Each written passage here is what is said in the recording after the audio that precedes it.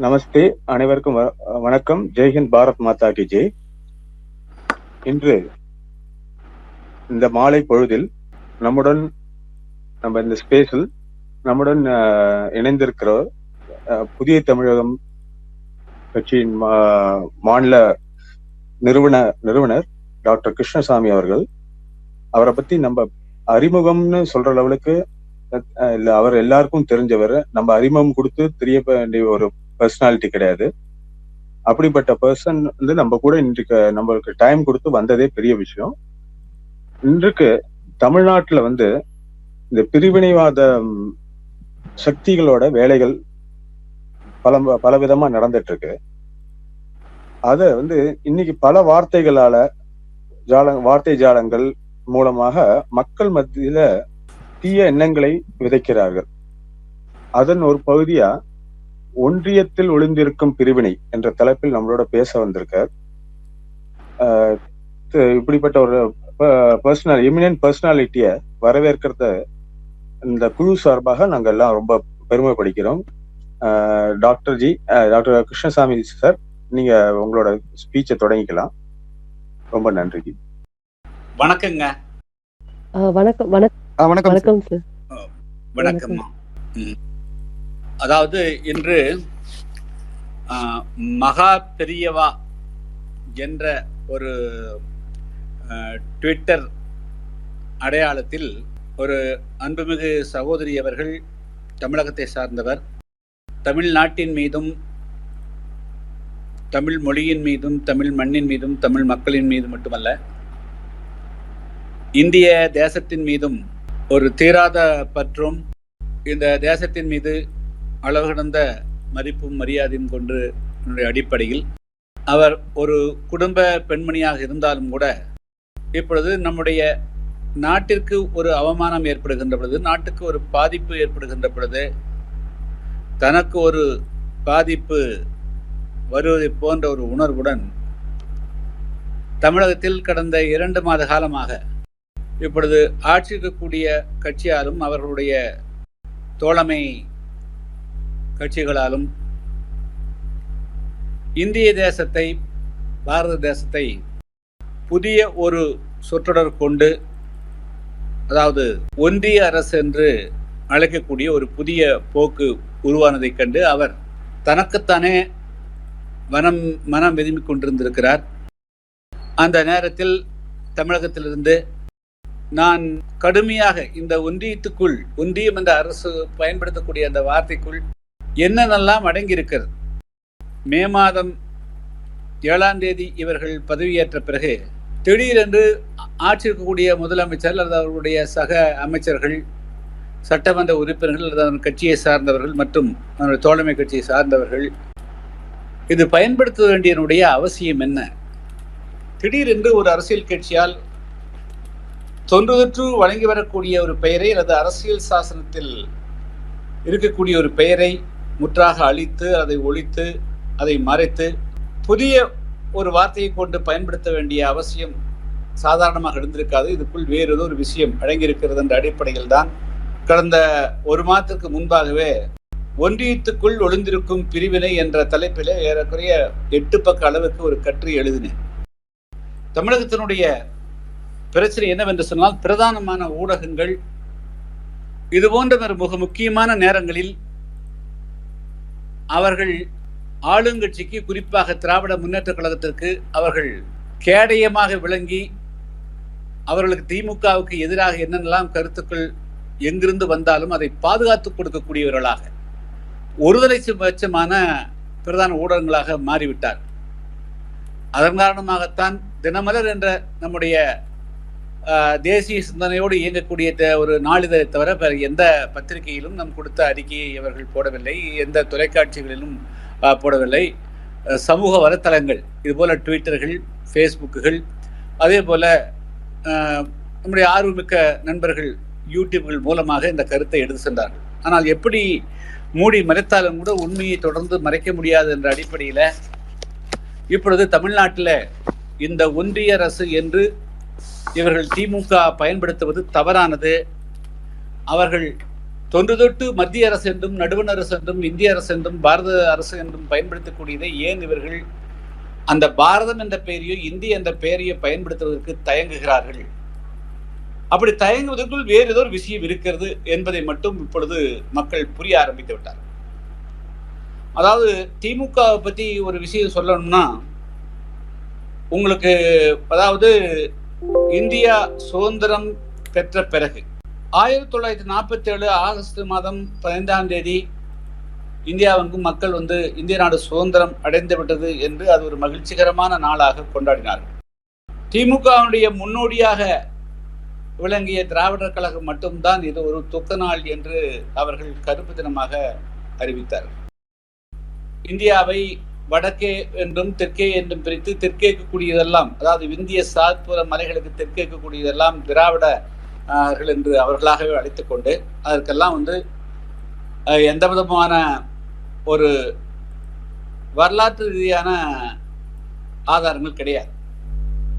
எனவே தமிழ்நாடு, கேரளம், கர்நாடகம், ஆந்திரம், ஒரிசா வரையிலும் எல்லாவற்றையும் சேர்த்து இவைகளெல்லாம் சேர்ந்து திராவிடம் என்றும் அழைத்துக் கொண்டு ஒரு திராவிட நாடு வேண்டும் என்ற ஒரு கோரிக்கையை முன்வைத்து அவர்கள் போராடி கொண்டிருந்தார்கள்.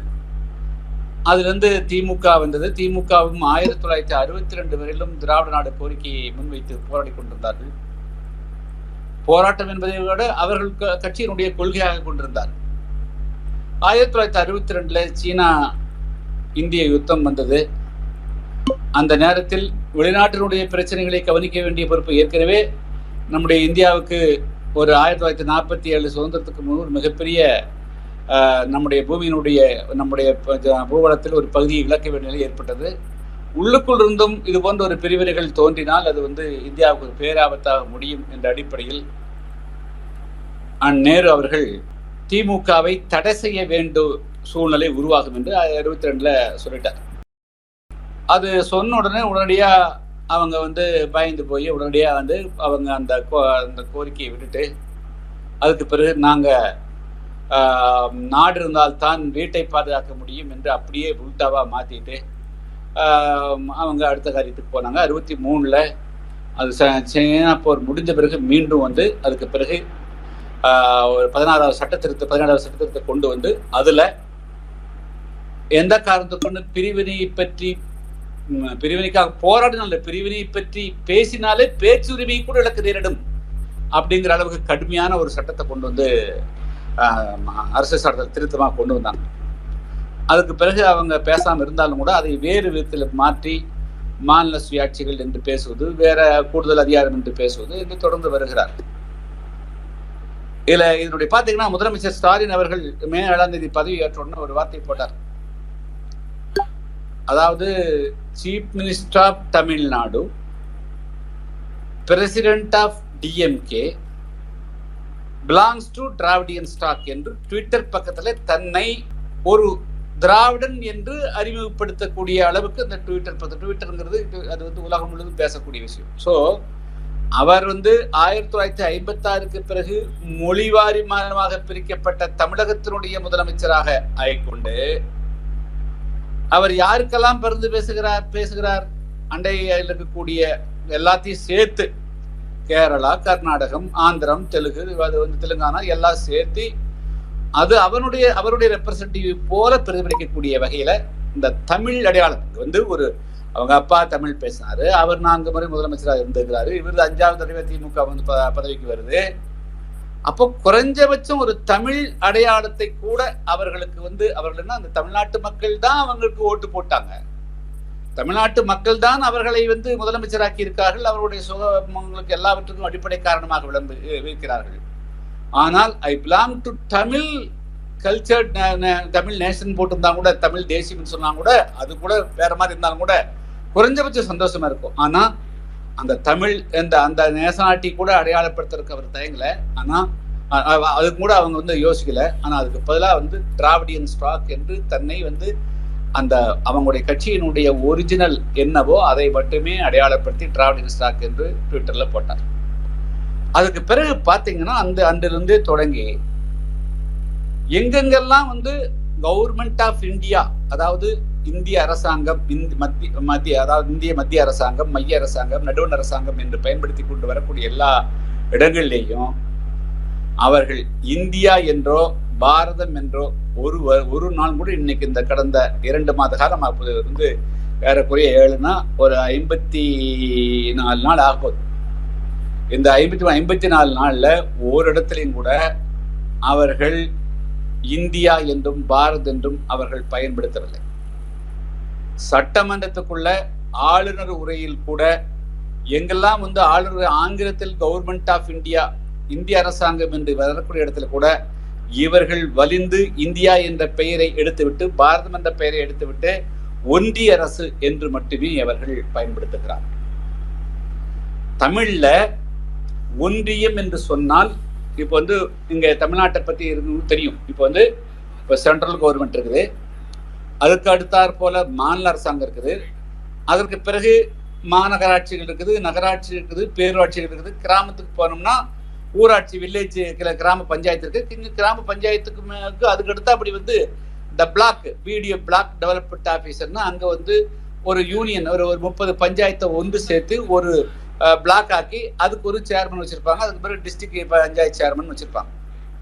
ஸோ ஒன்றியம் என்ற வார்த்தை தமிழில் இதுவரையிலும் அந்த பஞ்சாயத்துகள் 20 பஞ்சாயத்தோ அல்லது 15 பஞ்சாயத்தோ அல்லது 30 பஞ்சாயத்து உள்ளடக்கி இருக்கக்கூடிய ஒரு கிராம பஞ்சாயத்து தான் வந்து ஒன்றியம் என்று இன்று வரையிலும் தமிழகத்தில் அழைக்கப்படுகிறது.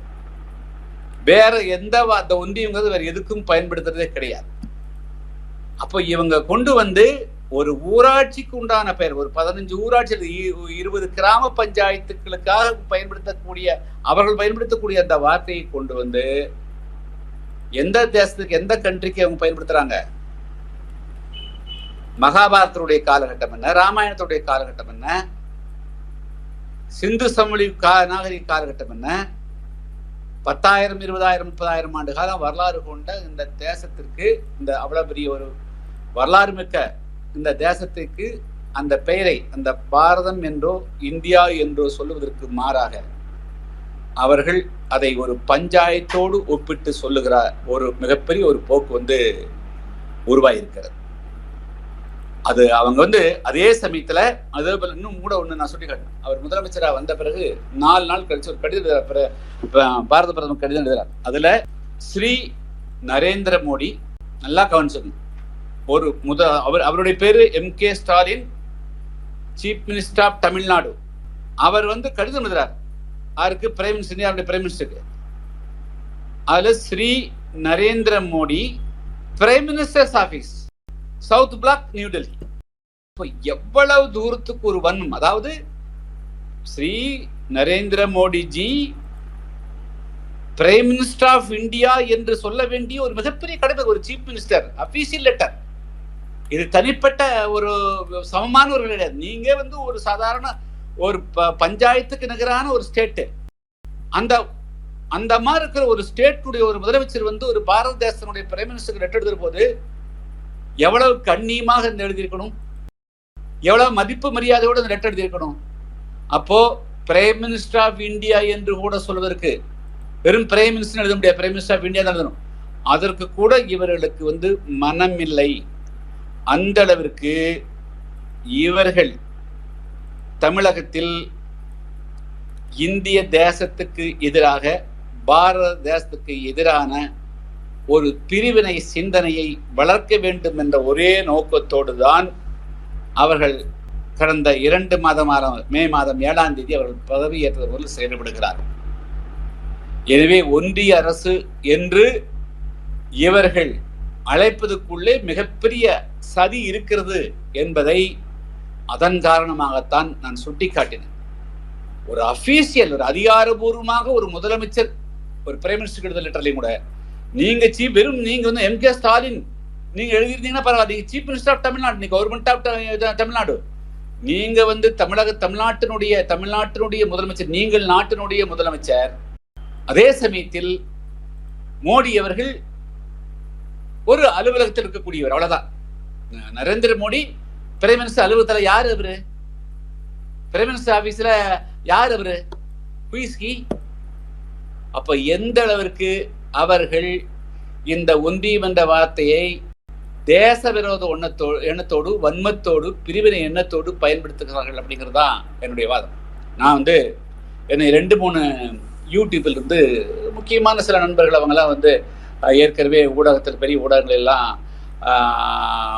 அவங்க நெறியாளராக பணியாற்றினவங்க, கோலாகல சீனிவாசன் அதே போல் பாண்டே போன்றவர்களெல்லாம் கேள்வி கேட்டாங்க. அப்போ நான் கேட்டேன், சரிங்க, ஒன்றியம் என்பது என்ன மீனிங்ல சொல்றாங்க? அதான் சொல்லு. ஒன்றியம் என்று சொன்னால், ஒன்றியம் என்ற வார்த்தை கெட்ட வார்த்தை, நல்ல வார்த்தை. ஆனால் ஒன்றியம் என்று சொல்லுகின்ற போது எதோடு பொருந்தி பார்க்கணும். அதை என்ன சொல்ல வர்றாங்க? ஒன்றுபட்ட இந்தியான்னு சொல்ல வர்றாங்களா, ஒன்றுபடாத இந்தியான்னு சொல்ல வர்றாங்களா, அல்ல துண்டுபட்ட இந்தியான்னு சொல்ல வர்றாங்களா, அது நாடே இல்லைன்னு சொல்ல வர்றாங்களா, என்ன சொல்ல வர்றாங்க? திமுகவை பதில் சொல் என்றுதான் நான் தொடர்ந்து கேட்டேன். அதுக்கு பிறகு சட்டமன்றத்தில் அவங்க வேற மாதிரியா பதில் சொல்றாங்க. அவங்களுடைய நோக்கம், அவங்களுடைய அந்த அதுக்கு ஒன்றிய அரசு என்று பயன்படுத்திக் நோக்கம், இந்தியா என்பது ஒரு நாடல்ல, பாரதம் என்பது நாடல்ல, தமிழ்நாடு ஒரு நாடு. இவர்கள் இந்தியா என்பது ஒரு துணை கண்டம். தமிழ்நாடு, கேரளம் அல்லது ஆந்திரம் இது போன்ற பல நாடுகள் ஒன்றிணைந்த ஒரு தொகுப்பே தவிர இந்தியா என்பது ஒரு நாடல்ல. அப்படி இருக்கிற போது நாங்கள் இல்லாமல் இந்தியா இல்லை. அதைத்தான் அந்த பிடிஆர்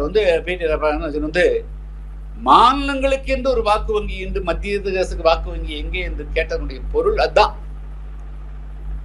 நாங்க மாநிலங்கள் இருந்தால்தான் இல்லைன்னா மாநிலங்கள் இல்லைன்னு சொன்னால் மத்திய அரசே கிடையாது. சோ அதுக்கு பேர் கிடையாது, அது ஊரு கிடையாது. நானா பேர் கொடுத்தா தான் உண்டு, நான் கொடுக்க மாட்டேன். ஆனா எனக்கு பேர் உண்டு, எனக்கு தமிழ்நாடு என்று பேர் உண்டு, நான் திராவிடன் பேர் வச்சுக்குவேன், எப்படி வேணா வச்சுக்குவேன், இதுக்குள்ள நான் பிரிஞ்சு போகவும் இருப்பேன், நான் எப்படி வேணா இருப்பேன், அது என்னுடைய ரைட்ஸ். பட் இந்தியாங்கிறது ஒரு தேசம் கிடையாது. அது எல்லாரும் நாங்கெல்லாம் ஒன்று சேர்ந்தா தான் அது நாடு, இல்லைன்னா இல்லை. அப்போ இந்தியா என்ற ஒருங்கிணைந்த ஒரு தேசத்தையே அவர்கள் அங்கீகரிப்பதற்கு ரெடி இல்லை. ஆனா ஆக்சுவலா உண்மையில என்ன, நீங்க 1947 இருந்து கணக்கெடுத்தாலும் சரி, இந்தியாவுடைய சுதந்திர போராட்டம் சிப்பாய் கழகத்துக்கு பிறகு நேரடியாக ஆங்கிலேயருடைய ஆட்சியின் கீழ் 1857க்கு பிறகு, அப்பதான் நேரடியான பிரிட்டிஷ் ஆட்சியின் கீழ் வருது. அதுவரையிலும் கிழக்கிந்திய கம்பெனி தான் ரூல் பண்ணிட்டு இருக்கிறாங்க. அன்னிலிருந்து எடுத்தாலும் சரி, நீங்க அதுக்கு முன்னாடி கிமு 320 அலெக்சாண்டர் எந்த தேசத்தின் மீது படையெடுத்தார்? வரலாற்றுல இந்திய தேசத்தின் மீது தான் படையெடுத்தார். 700 முகமது பின் காசிம் தன்னுடைய 14வது வயதுல இந்தியா மீது படையெடுத்தான்.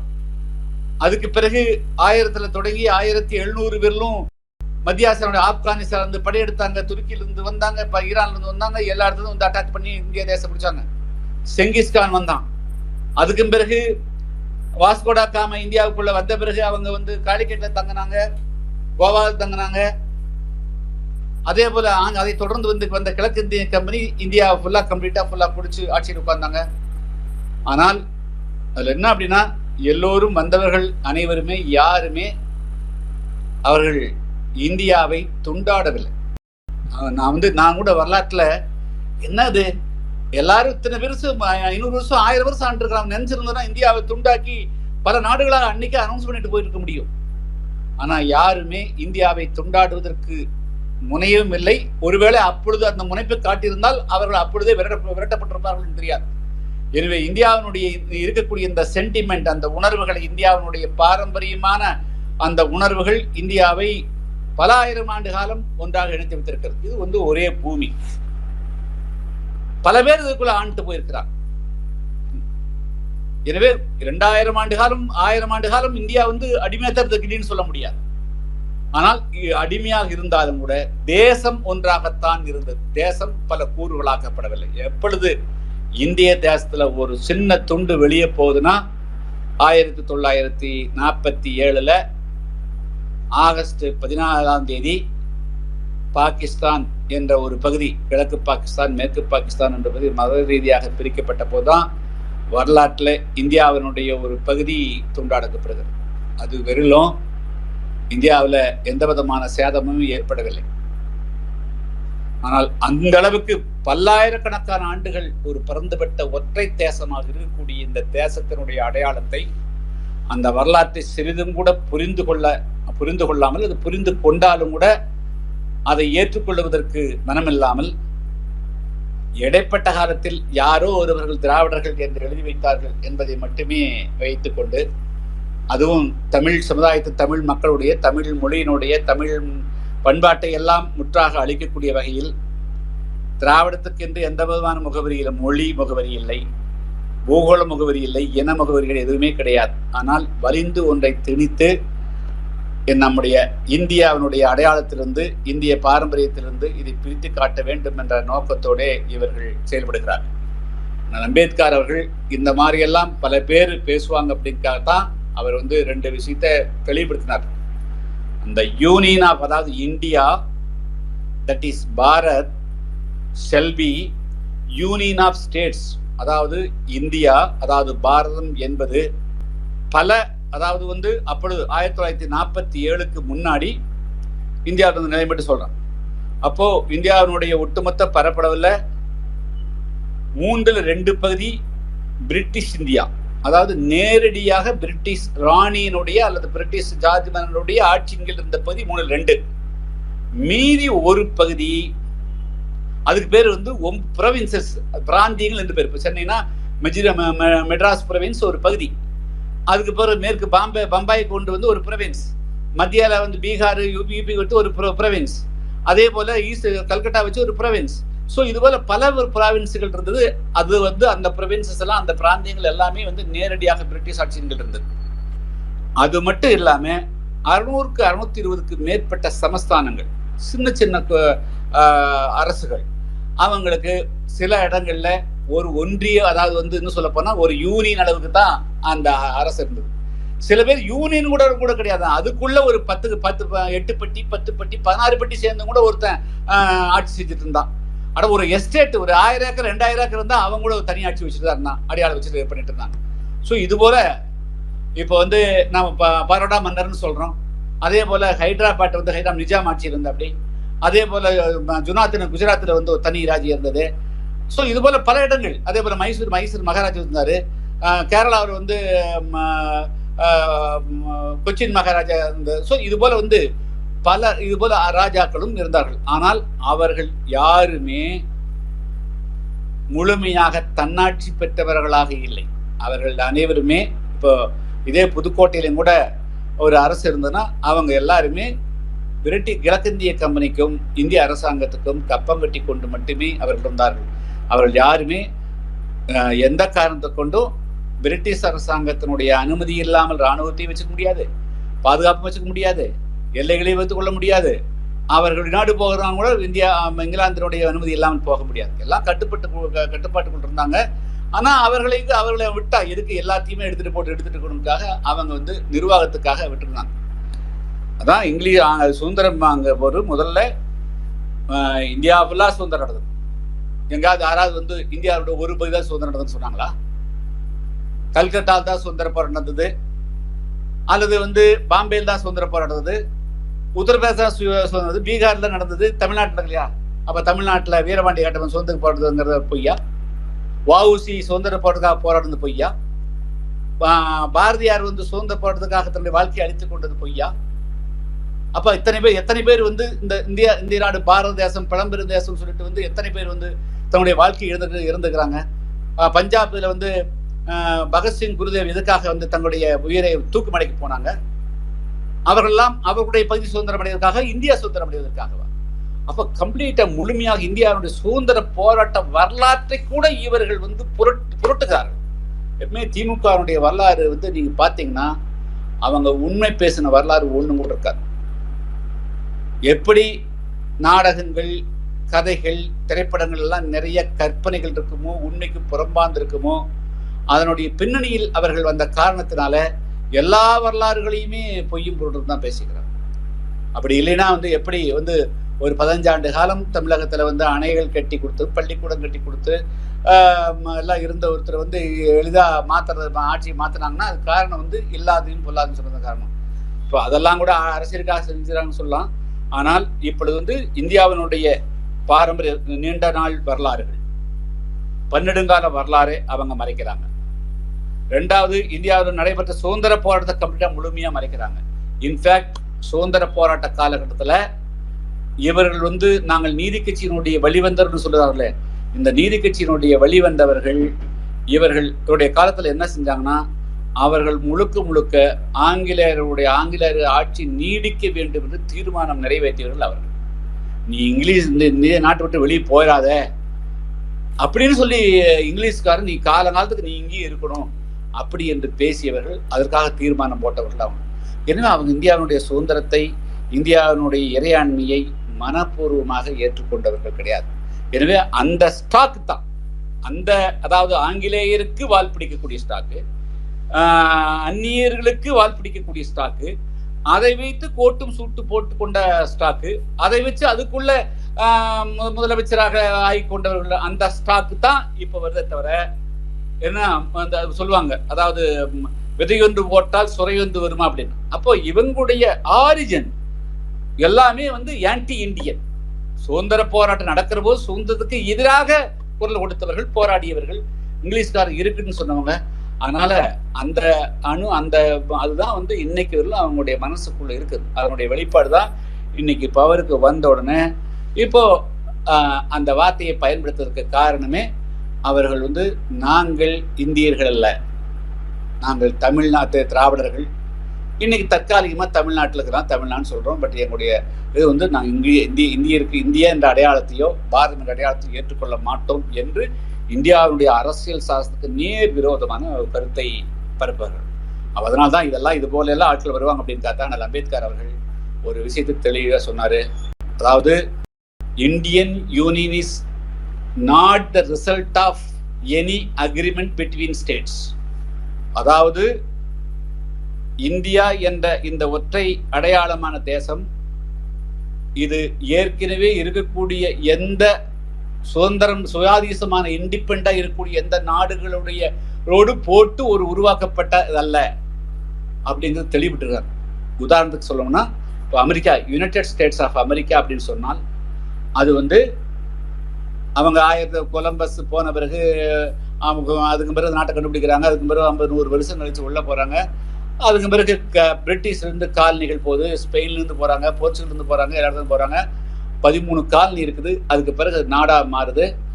எல்லாரும் சேர்ந்து ஒன்னா இருந்தா தான் வளர்த்த முடியும்காக அப்புறம் யுனைடெட் ஸ்டேட்ஸ் ஆஃப் அமெரிக்கா என்று பல 50க்கு மேற்பட்ட நாடுகள் ஒன்றிணைந்து அவர்கள் ஒரு அரசியல் பொலிட்டிக்கல், அது ஒரு அரசியல் ரீதியான ஒரு கூட்டமைப்பு பெறுவார்கள். ஆனால் ஆக்சுவலா இப்போ அரிசோனா என்று சொல்ல போனா அது ஒரு தனி நாடு. டெக்சாஸ் என்று சொன்னால் அது ஒரு தனி நாடு. புளோரிடா என்று சொன்னால் அது தனி நாடு. பவலோ என்று சொன்னால் ஒரு தனி நாடு. பென்சில்வேனியா என்று சொன்னால் அது தனி நாடு. அதுபோல 50 நாடுகள் ஒன்றாய்தான் யுனைடெட் ஸ்டேட்ஸ் ஆஃப் அமெரிக்கா என்று அதுக்கு ஒரு கான்ஸ்டியூஷன் வச்சு ஒவ்வொரு நாட்டுக்கும் தனி கான்ஸ்டியூஷன். அதே போல சென்ட்ரல் கவர்மெண்ட் ஒரு கான்ஸ்டியூஷன் வச்சுக்கிறாங்க. யுனைடெட் ஸ்டேட்ஸ் ஆஃப் அமெரிக்காவுக்கு ஒரு கான்ஸ்டியூஷன் வச்சுக்கிறாங்க.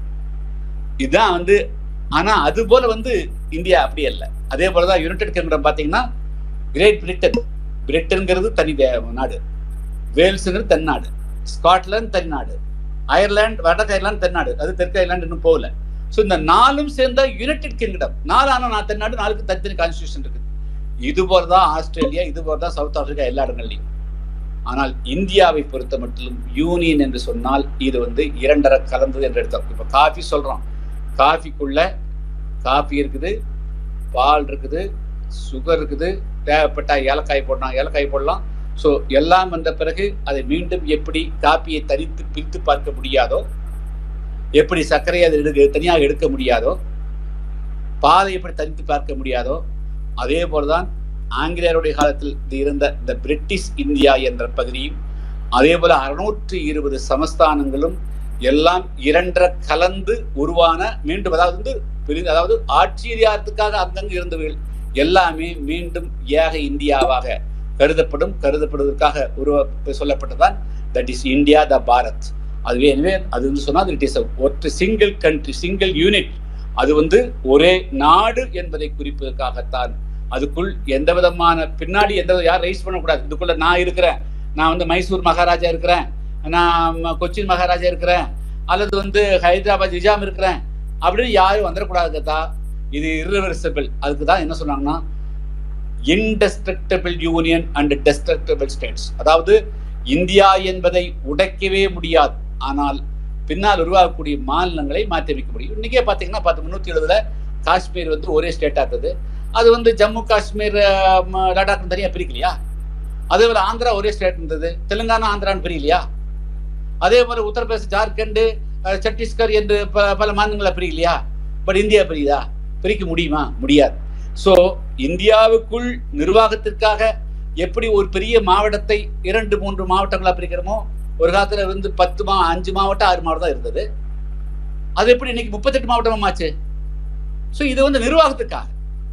அதே போலதான் மாநிலங்களும் நிர்வாகத்துக்காக, அரசியல், அதாவது டீசென்ட்ரலைசேஷன், அரசியல் அதிகாரம் பரவலாக்கப்பட வேண்டும் என்ற நோக்கத்துக்காகத்தான் அந்த வந்து. இல்லைன்னா இது வந்து ஒரு ஜனநாயக சர்வாதிகாரத்துக்கு போய்விடக்கூடாது. எனவே அரசியல் அதிகாரம்ங்கிறது வந்து எல்லா மக்களுக்கும் போகணும், எல்லா பகுதிக்கும் போகணும் அப்படின்னுக்காக அதான் வந்து அந்த மாநிலங்களாக பிரிச்சு நீங்க பண்ணுங்க அப்படின்னுக்காக சென்ட்ரல் கவர்மெண்ட்டுக்கு என்று சில அதிகாரங்கள், மாநிலங்கள் உருவாக்கப்பட்டால் அதுக்கு எந்த அதிகாரங்கள். மாநிலம் உருவாக்கலன்னு யாரும் கேட்க முடியாது.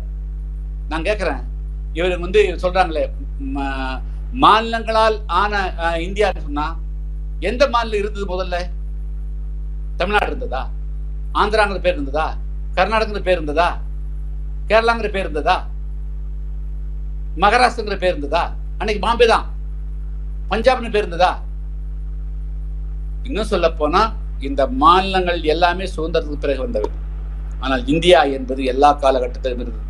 ஆங்கிலேய காலகட்டத்தில் இருந்தது, முகலாயர் காலகட்டத்தில் இருந்தது, அதுக்கு முன்னும் இருந்தது. அதனுடைய வரலாறு என்பது எப்பொழுது கண்டுபிடிக்க முடியாது என்று மனித இனம் ஒரு இடத்துல இருந்து ஒரு இடத்துல மூவ் ஆகி அதுக்கு பிறகு ஒரு இடத்துல உட்கார்ந்து நாகரீகத்தை உருவாக்கிச்சோ அன்றைய காலகட்டத்திலிருந்து இந்த தேசம் இருக்கிறது, இந்த தேசம் இருக்கும். இந்த தேசத்தை ஒன்றியம் ஒன்று சொல்லி பிரிக்க நினைத்தாலும் பிரிக்க முடியாது. அதைத்தான் நான் வந்து இப்பொழுது எப்படி பார்க்கணும்னா, திமுக மீண்டும் தன்னுடைய அந்த பிரிவினைவாத எண்ணங்களை விதைத்து தமிழ்நாட்டு மக்களுடைய மனதில் இந்தியா பாரதம் என்ற அந்த உணர்வுக்கு மாறான சிந்தனைகளை வளர்த்து விட வேண்டும் என்ற நோக்கத்திற்காகத்தான் அந்த இந்தியாங்கிற பேரை கம்ப்ளீட்டா அழிக்கிறாங்க. எப்படி இந்திய போராட்டத்துல வந்து அந்த பேரெல்லாம் அழிச்சு விட்டாங்களோ, தார் சட்டி எடுத்துட்டு போய் இங்க எல்லாம் இந்தி இருக்கிறத அழிச்சாங்களோ, அது போல இன்னைக்கு ஒன்றியம் அப்படிங்கிற அந்த வார்த்தைக்குள்ள நீங்க இந்தியா என்ற அந்த பேரை அழிக்கிறதா இருக்குது. பாரதங்கிற பேரை தார் வச்சு அழிக்கிறது போல ஒன்றியங்கிற பேர்ல அவங்க அழிக்கிறாங்க. ஸோ இது வந்து தேச ஒற்றுமைக்கு எதிரானது. இது பிரிவினுடைய வெளிப்பாடு தான் இந்த அவங்க பயன்படுத்தக்கூடிய ஒன்றியம் என்பதை வந்து நான் சொல்லிக்கொள்ள விரும்புகிறேன். எனவே இந்த விஷயத்தையோடு நாம் வந்து இப்பொழுது வந்து கேள்வி நேரத்தை தொடங்கலாம். எனவே ஒன்றியம் என்பது அது பிரிவினைவாதத்துக்கான வார்த்தை தான். எனவே இந்த இந்திய தேசத்தை மீண்டும் துண்டாடும், அது வந்து மத ரீதியாக, அதாவது வந்து மத ரீதியாக ஏற்கனவே துண்டாடப்பட்டது, எப்பொழுது மொழி ரீதியாக வேறு எப்படியோ துண்டாடுவதற்குண்டான ஒரு முயற்சியினுடைய துவக்கமாகத்தான் இதை பார்க்க வேண்டும். இது ஒரு மிகப்பெரிய ஆபத்து. நீங்க அதனுடைய விளைவு தான், நீங்க ஒன்றிய அரசுக்கு எதிர்ப்பு இல்லாத போது கடுமையாக சட்டமன்ற எதிர்ப்பு இருந்ததுன்னா இன்னொன்று வந்திருக்காது. இன்னொரு விருப்ப தாராளம் சரி, இது வந்து நாம பேசினா நம்மளுக்கு வரவேற்பு கிடைக்கும், பாராட்டு கிடைக்கும் நடிப்புல ஜெய்ஹிந்த் வார்த்தைக்கு அடுத்த ஒருத்தர் வர்றான். இன்னொரு நாளைக்கு இன்னொரு ஜனகணமோடு பயன்படுத்தக்கூடாது வருவாங்க. சரி, முடிஞ்சன்னு ஒரு தீர்மானத்தையும் கூட போட்டுக்கலாமா? சரி, திராவிட நாடு கோரிக்கை போட்டு வச்சுக்கிட்டு அனுப்பிச்சு விட்டுருவான், போட்டு வச்சுக்குவோம் அப்படின்னு கூட வரலாம். ஸோ எனவே இதுக்குள்ள மிகப்பெரிய அளவுக்கு டிசைன் இருக்குது. இது வந்து அவங்க ஒன்றியம் என்று பயன்படுத்துவதற்குள்ள அவங்க கூட்டாட்சி என்று சொல்வதற்கும் அல்ல, ஒன்றுபட்ட இந்தியா என்று சொல்வதற்கும் அல்ல. இது வந்து இந்தியாவே நாடு இல்லை என்று சொல்வதுதான் அவர்களுடைய நோக்கம். இது பிரிவினைக்கு மேலும் மோசமான எண்ணங்களுடைய மனதிலே இருக்கிறது. இதுதான் இந்த ஒன்றியத்தினுடைய வெளிப்பாடு என்பதை மட்டும் நான் சொல்லிக்கொள்ள விரும்புகிறேன்.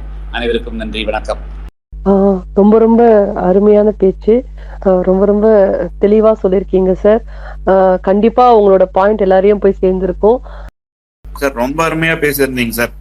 இந்த ஒரு 45 மினிட்ஸ்ல ஆல்மோஸ்ட் எல்லா கண்டென்ட்டும் கவர் பண்ணி நீங்க ரொம்ப அருமையா அட்ரஸ் பண்ணியிருந்தீங்க. அண்ட் இது என்ன காட்டுதுன்னா, உங்களுடைய இன்டெப்த் நாலேஜ் அண்ட் தேசத்தின் மேல உங்களுக்கு ஒரு பற்று வந்து இது வெளிப்படுத்து சார். ரொம்ப அருமையான ஸ்பீச், எங்களுக்கு ரொம்ப சந்தோஷம் சார் நீங்க வந்து இங்க பேசினதுல. ஸோ இப்ப நம்ம என்ன பாக்கணும்னா சார், இவங்க வந்து இந்த ஒன்றியம் வந்துட்டு ரொம்ப தீவிரமா இது வந்து ஸ்ப்ரெட் பண்ணிட்டு இருக்காங்க. ஸோ இதுக்குண்டான ஒரு சொல்யூஷனா நம்ம சைட்ல இருந்து என்ன பண்ண முடியும் சார்? ஒரு கவன ஈர்ப்பு தீர்மானம் கொண்டு வந்து அவங்க கிட்ட விளக்கம் கேட்க முடியுங்களா? இல்லைன்னா கோர்ட்ல தான் போயிட்டு நம்ம இல்ல இப்ப வந்து இதுக்கு எதிரான ரெசிஸ்டன்ஸ் இது வந்து இது என்ன நடந்துருச்சுன்னா, இவங்களுடைய திராவிட நாடு கோரிக்கை எதிராகவும் வந்து வலுவான மக்கள் அமைப்பு கட்டியமைக்கப்படலைங்க தமிழ்நாட்டில். இவங்க எது செஞ்சாலும் அதே போல வந்து நீங்க இந்திய எதிர்ப்பு போராட்டத்தில் எதிர்ப்பு இல்லாமல் எல்லா விஷயத்தையும் இவங்க சாதிச்சிட்டாங்க. நீங்க தமிழ்நாட்டில் ஒரு விஷயத்தை வந்து அவங்க சாதிக்க முடியாம போனதுக்கா ஒண்ணு வந்து நீட்டு தேர்வு தாங்க. அப்ப வந்து நீட்டு தேர்வுக்கு ஆதரவாக இவங்க எவ்வளவோ தூண்டி விட்டாங்க. தற்கொலை கொண்டு அந்த பொண்ணெல்லாம் கொண்டு இதுக்கெல்லாம் கொண்டு மரணத்தெல்லாம் நிகழ்த்துறாங்க. நான் கடுமையா எதிரணும். இப்ப வந்து நம்ம செய்ய வேண்டிய வேலை தமிழ்நாட்டும் இல்லை இந்தியாவெங்கும் உலகமும் இருக்கக்கூடிய இந்திய தேசத்தின் மேல் பற்று கொண்டிருக்கூடிய அனைவரையும் வந்து ஒரு தளத்துல வந்து நம்ம விரைவா இணைச்சாகணுங்க. நீங்க அதாவது இவங்க என்ன சொன்னாலும் அதுக்கு எதிர்ப்பே இல்லாம வந்து 1939 52லயும் இப்போ ராஜாஜி அவர்களே வந்து அதாவது வந்து அவர் வந்து ஒரு இல்நோக்கத்தோட எல்லாம் ஒன்றும் சொல்ல. அதாவது 2 ஷிஃப்ட் படிக்கணும், ஒரு ஷிஃப்ட் சும்மா என்ன குழந்தை என்ன செய்வாங்கன்னு கேட்டா சும்மா இருக்கிற நேரத்துக்கு அவங்க அப்பா செய்யக்கூடிய தொழில் செய்யலாம் வீட்டு அப்படின்னு சொல்லி அவர் வந்து யதார்த்தமா சொன்னதை வந்து அதான் ஒரு சட்டமாகும். அப்பன் தொழில் செய்யணும், அப்ப பரம்பரை தொழில் செய்யணும், ஜாதி தொழில் செய்யுங்கிற மாதிரி பிரிச்சு கொண்டு போனாங்க. அதுக்கெல்லாம் விளக்கம் யாரும் அளிக்கல. ஸோ இப்போ நம்முடைய கடமை திமுகவினுடைய உண்மை சொரூபத்தை தோலுரித்து காட்டுறதுதாங்க. அதனால வந்து இப்ப நம்ம இந்தியாவெல்லாம் இருக்கக்கூடிய உலகமெங்கும் இருக்கக்கூடிய இந்திய பற்றாளர்கள் அனைவரையுமே ஒரு தளத்தில் வந்து நம்ம இணைக்கக்கூடிய வேலையை வந்து நம்ம செய்யணுங்க. அதைத்தான் நான் வந்து நானும் செய்யறதுக்கு உண்டான முனைப்பில் இருக்கிறேன். அதை நம்ம இமீடியட்டா இணைச்சிடலாங்க. முழுமையா இருக்கும் சார். உங்களோட கொஞ்சம் ஸ்பீடா பண்ணணும்னு எதிர்பார்க்கிறோம். ஏன்னா இப்போ வந்து ஆப்போனன்ட்ல கொஞ்சம் இதுவா இருக்கிறதுனால நீங்க வந்துட்டு அது முன்னெடுக்க வேண்டும்ன்றது எங்களை கோரிக்கை. திமுகவுடைய வரலாற்றுல அவங்க தான் பிடிச்சதுக்கு 3 கால்னா அதான் சாட்சிக்கிறாங்க, அதான் கொண்டு போயிருக்கிறாங்க. சின்ன எதிர்ப்பு இல்லாம அப்படியே கொண்டு போயிருப்பாங்க. இப்பதான் முதல் முறையா அவங்க வந்து ஒண்ணு நீட் தேர்வுல வந்து அவங்க செஞ்சாங்க. அது வந்து நாங்க போராட்டம் நடத்துறேன், ஆனா கருத்து ரீதியா நான் வந்து பண்ணேன். இன்னைக்கு தான் வந்து அவங்க ஒரு கருத்துக்கு வந்து மறுக்கிறதுக்கு பதிலே சொல்ல முடியாத கூட காரணம் பண்ணிக்கிறோம், காரணம் பண்ணிக்கிறோம். ஸோ நம்ம வந்து இந்த அமைப்பை மட்டும் நம்ம ஒரு ஸ்ட்ராங்கா வந்து வலுவான வந்து இன்டெலெக்சுவல் ஒரு அமைப்பை உருவாக்கிட்டோம்னா அவங்கள கவுண்டர் பண்ணலாங்க, கொண்டு போயிடலாம். வந்து மக்கள் வந்து டெஃபினட்டா வந்து இவங்களுக்கு பின்னாடி போக மாட்டாங்க. அது போகாத அளவுக்கு தடுக்கிற அளவுக்கு நம்ம பண்ணணுங்க. முதல்ல அந்த அமைப்பு வந்துட்டு நீங்க அதுக்கெல்லாம் கொஞ்சம் கோஆபரேட் பண்ணுங்க. அந்த பேர் என்ன வைக்கிறதுன்னு பார்த்துட்டு நம்ம வந்து முதல்ல வந்து வித்தின் வீக் டைம் அதை உருவாக்கிட்டு நம்ம எப்படியெல்லாம் அந்த கருத்து கொண்டு போகணுமோ அதை கொண்டு போகலாங்க. அது அவங்களுக்கு வந்து அரசியல் அதிகாரத்தினாலே மட்டும் பயன்படுத்துறாங்க, அது செல்லுபடியாகாது. அதை தடுத்துடலாம். நம்ம வந்து அதை நாம வெல்ல முடியும், நாம அவங்களுக்கு எதிரான மக்களுடைய கருத்தை திரட்ட முடியும்னு நம்புறேன். நாம அதுக்கு நம்ம பண்ணலாங்க. சார் வணக்கம். உங்களுடைய பேச்சு அருமையா இருந்தது சார். நீங்க ஜெய்ஹிந்துக்கு வந்து இந்த கண்டனத்துக்கு நீங்க கவர்னரை பார்த்து கொடுத்ததுக்கு முதல்ல வாழ்த்துக்களுங்க சார். இப்ப நான் இந்த கொஸ்டின் உங்ககிட்ட நான் இந்த ஓபன் ஸ்பேஸ்ல கேட்கன்னு தப்பா நினைச்சுக்கோனா, நீங்க வந்து மத்திய அரசுக்கு நிறைய ஆதரவாகவும் நீங்க இப்ப இன்னைக்கு இருக்கிற தமிழ்நாட்டோட கள நிலவரத்துக்கு நீங்க நிறைய கையில எடுத்து போராடிட்டு இருக்கிறீங்க.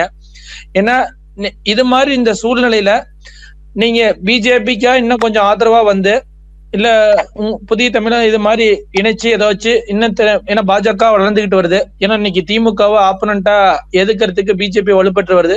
அதனால உங்க கட்சியும் இதுல ஏதாச்சும் இணைச்சு மக்களோட சேர்ந்து எல்லாம் இந்துத்துவா எல்லா மக்களும் ஒண்ணு சேர்ந்து இது மாதிரி போராடி பண்றதுக்கு ஏதாவது முயற்சி எடுப்பீங்களா சார்? இன்னும் வலுப்புறோம், இன்னும் பிஜேபியும் வலுப்புறோம், உங்களை மாதிரி இருக்கிற தலைவர்கள் வந்தால் இன்னும் இதாகும்ன்றது என்னுடைய கேள்விங்க சார். அவ்வளவுதாங்க.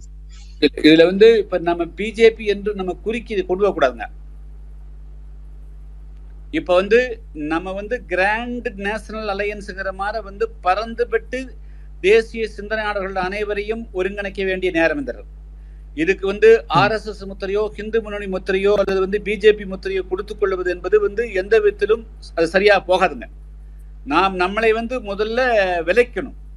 இது வந்து இப்போ இது அரசியலுக்கு நம்ம பயன்படுத்துறதோ அல்லது அதுக்கெல்லாம் நம்ம பயன்படுத்த வேண்டிய அவசியம் கிடையாது. இப்பொழுது வந்து நாட்டுக்கு எதிராக நாடு இந்தியா என்று சொல்லுவதற்கே சொல்லவே வைக்கக்கூடாதுன்னு தமிழ்நாட்டு மக்கள் மத்தியில் இந்தியா என்ற வார்த்தையே போகக்கூடாதுன்னு பண்ற போது இங்க நம்ம வந்து அரசியல் பேச வேண்டிய நேரம் இல்லைங்க. அரசியலுக்கு அப்பாற்பட்டும் தமிழராகவும் இருந்து கொண்டு அதே போல இந்தியராக இருக்கக்கூடிய லட்சக்கணக்கான மக்கள் இருக்கிறாங்க. அவர்களை ஒன்றெடுக்க வேண்டிய நேரம் இந்த நேரம்.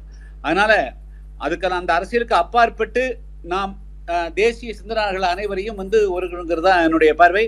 அதனால பிஜேபி அந்த ஒரு சின்ன பெட்டிக்குள்ள கொண்டு போய் நம்ம போட வேண்டாம். இல்ல பிஜேபி வந்து பாருங்க வந்து இப்போ அவங்க ஒண்ணு சொல்ற போது அதை நம்ம டிஃபெண்ட் பண்ண வேண்டியிருக்கும். பிஜேபின்னு கொண்டு போயிட்டீங்கன்னா தவறலாம். இப்ப நாம வந்து ஒன்றியுமே கூடாங்கிறோம், அங்க பாண்டிச்சேரியில ஒரு கவர்னருக்கு கூடியவங்க அந்த வார்த்தையை பயன்படுத்துறாங்க. இது எப்படி நீங்க டிபெண்ட் பண்ணுவீங்க? அவங்க இன்னைக்கு பாண்டிச்சேரி மட்டும் தான் சொன்னோம், நாங்க வேற எந்த ஸ்டேட்டையும் சொல்லல அப்படின்ற மாதிரி அவங்க. அதாவது ஒரு காற்று பரத்த ஒரு கருத்து தவறான கருத்து பரப்பின பிறகு அதுக்கு விளக்கம் சொல்றதெல்லாம் இந்த நாடு ஏத்துக்காதுங்க. சோ அதனால நாம அதுக்குள்ள போக வேண்டாம். பிஜேபி அவங்க உடைய என்ன இருக்குது அவங்க பாட்டுல பண்ணட்டும். நம்மளுக்கு அதை தாண்டி பிஜேபி என்ற வளையத்தை தாண்டி கட்டத்தை தாண்டி அதுல இருந்து வெளியே நாடு என்ற எண்ணத்தோடு நிக்கிட்டுங்க. அதுக்குள்ள வரக்கூடியவங்களை நம்ம எடுப்போம், அதுக்குள்ள எல்லாத்தையுமே வெளியே கொண்டு வருவோம். ஏன்னா பிஜேபி ஒரு வட்டத்துக்குள்ள வச்சிட்டோம்னா பிஜேபி தாண்டி இருக்கக்கூடிய வர மாட்டாங்க. நம்முடைய நோக்கம் தமிழ்நாட்டுக்குள்ள இந்தியாவுக்கு கூடிய தேசப்பற்றார்கள் அனைவரையும் தேசம்தான் பெரிது என்ற அடிப்படையில ஒருங்கிணைக்க வேண்டிய நேரம், அந்த சிந்தனை உருவாக்க வேண்டிய நேரம். அது பிஜேபிக்காரருக்கு மட்டும்தான் அந்த சிந்தனை இருக்குன்னு சொல்ல முடியாது. மற்றவங்களுக்கு கிட்ட இருக்கக்கூடியவங்களையும் நம்ம ஒன்று திரட்டணும், அதுதான் நோக்கம். சார் நமஸ்காரம். எனக்கு உங்களை பர்சனலாவே நல்ல அனுபவம் உண்டு. ஓட்டப்பிடார சிவன் கோவில் உற்சவம் நடத்தியிருக்கேன். அதுக்கப்புறமா புதியமுத்தூர் சுத்து வட்டார கோவில்களில பல நிகழ்வுகளை நடத்துறதுக்காக நான் வந்திருந்திருக்கேன். அந்த இடங்கள்ல பார்க்கும் பொழுதெல்லாம் புதிய தமிழகம் கட்சி சார்பாக கோவிலில் நடைபெறக்கூடிய அன்னதானங்களை கண்ணார கண்டிருக்கிறேன். கோவில் நடக்கக்கூடிய விழாக்களுக்கு புதிய தமிழகம் கட்சி சார்பாகவும் உங்களுடைய இன மக்கள் சார்பாகவும் நீங்க செய்த பணிகள் எல்லாம் மிகப்பெரியவை. நான் சிறுவனாக இருந்த போது கூட ஒரு ஒரு ஒரு வலதுசாரி சிந்தனையாளருக்கு உண்டான ஒரு அம்புட்டு விஷயத்தையும் நான் கண்ணால பார்த்திருக்கேன். இது ஒரு புகழ்ச்சி கிடையாது. எனக்கு அப்பொழுதே நான் எனக்கு மனசுல ஒரு விஷயம் ஓடிக்கிட்டு இருந்தது. என்ன அப்படின்னு கேட்டீங்கன்னாக்க, ஒரு தாழ்த்தப்பட்டங்கிற வார்த்தையை நான் வெறுக்கிறேன் சார்.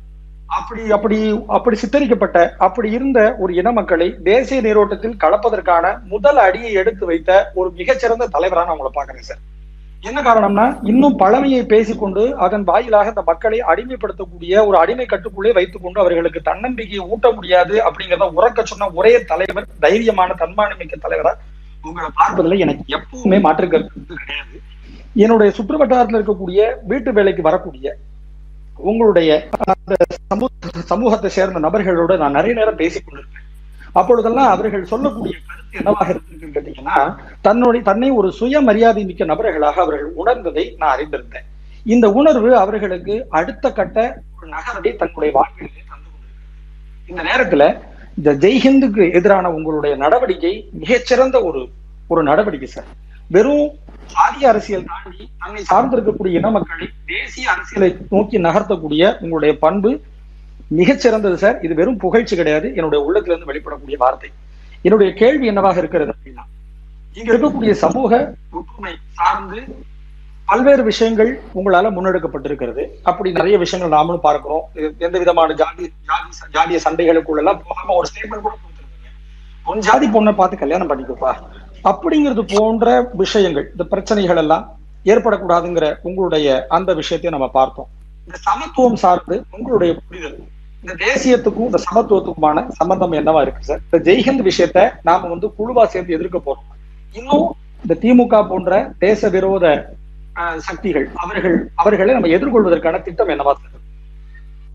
அதாவது இந்திய அரசியல் சாசனத்தை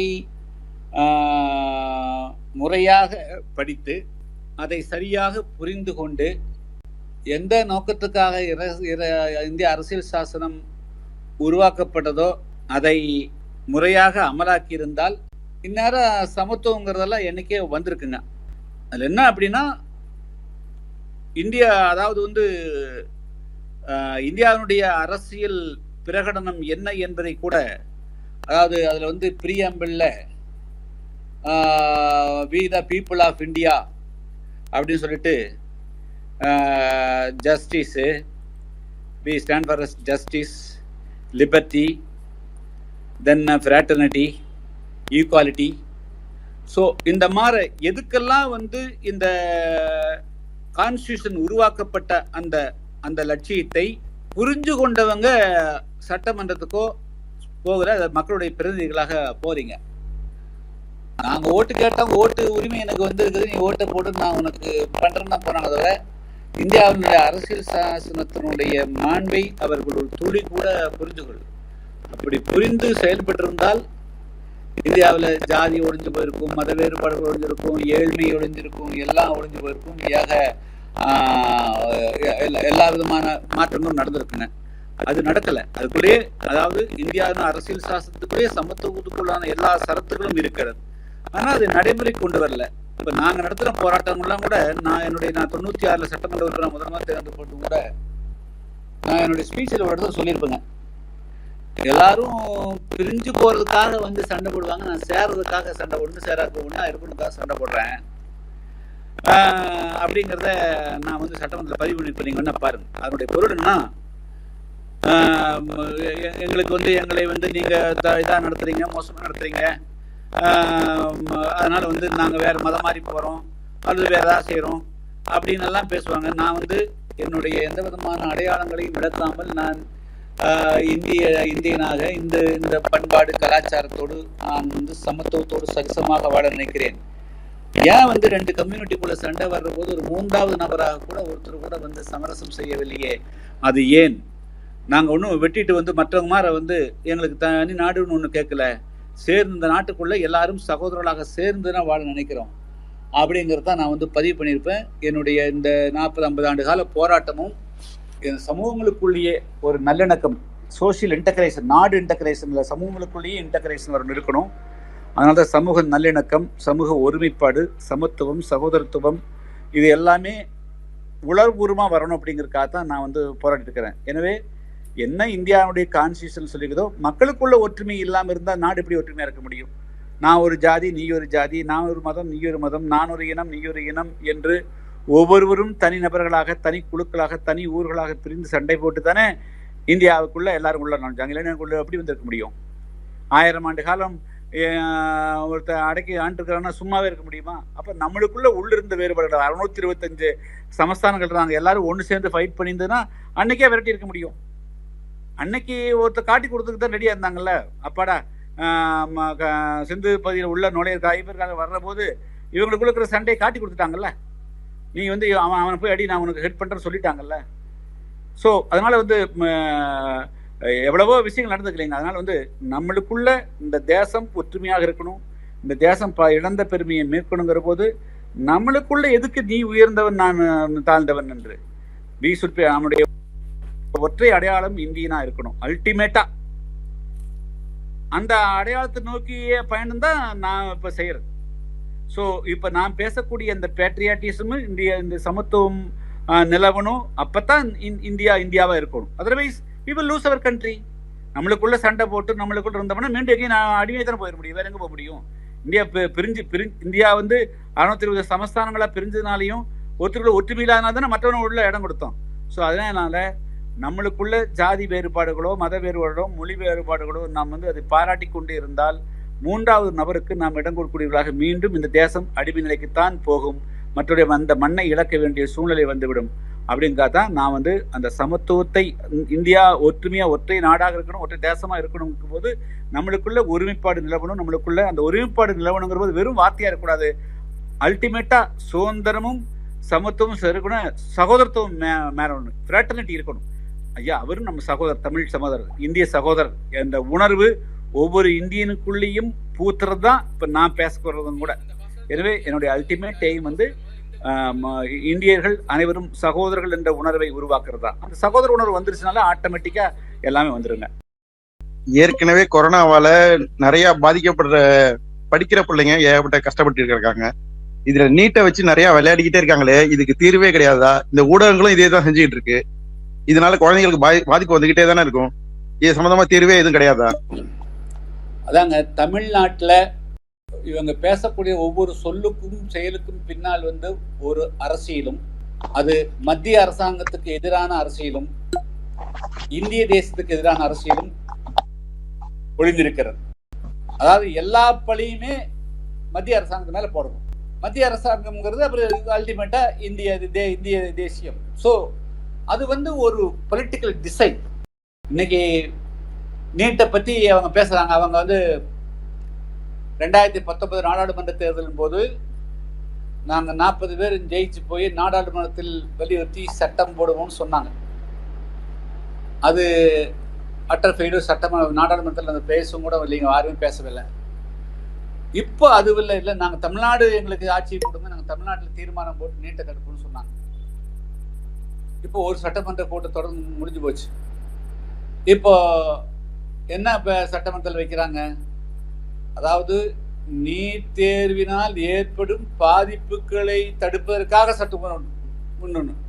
முதல்ல நீட் தேர்வையே தடுப்பதற்கு சட்டம்னு சொல்லிட்டு இப்பொழுது நீட் தேர்வினால் ஏற்படும் பாதிப்புகளை தடுப்பதற்குண்டான சட்டம், அது எப்படி சட்டம் கொண்டு வர முடியும் தெரியல. ஸோ அப்போ முன்னுக்கு பின் முரணானதும் தவறானதையும் மக்களை தவறா வழிகாட்டக்கூடியது, குழப்பக்கூடியதுமே அவங்க பேசுறாங்க. இது நாங்க எங்க முடிஞ்ச அளவுக்கு நாங்க திமுகவை எல்லாம் கடுமையாக அவங்களை அம்பலப்படுத்துறோம். ஆனால் தமிழ்நாட்டில் இருக்கக்கூடிய மற்ற தேசியம் பேசக்கூடிய தேசிய கட்சிகள் அவங்கெல்லாம் அதில் ஒரு தீர்க்கமான ஒரு நல்ல தெளிவான சிந்தனை அவங்ககிட்ட இல்லை. வெளிப்படையாக என்ன இது க்ளோஸ்டு நான் சொல்கிறேன். அதில் பல நேரங்களில் பிஜேபியை மிகப்பெரிய அரசியல் ரீதியான தவறை இழைக்கிறாங்க. மக்கள் உச்சநீதிமன்றம் சொல்லிருச்சு, இனிமேல் சரி நீட்டை ஏற்றுக்கொள்ள வேண்டும் என்ற ஒரு மனநிலை வந்துட்டாங்க மக்கள். தமிழ்நாட்டு மக்கள் எல்லாரும் வந்துட்டாங்க.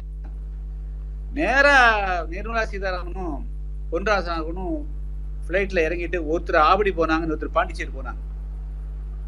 ஆவடி போயிட்டு நிர்மலா சீதாராமன் இது மாதிரி மாநில அரசாங்கம் ஒரு சட்ட திருத்தத்தை கொண்டு வந்தானா நாங்க மத்திய அரசு 1 வருஷம் 2 வருஷத்துக்கு விலக்கு கொடுக்குறோன்னு நிர்மலா சீதாராமன் ஆவடியில் வச்சு பேசினாங்க. பொன் ராதாகிருஷ்ணன் பாண்டிச்சேரியில் பேசினார்.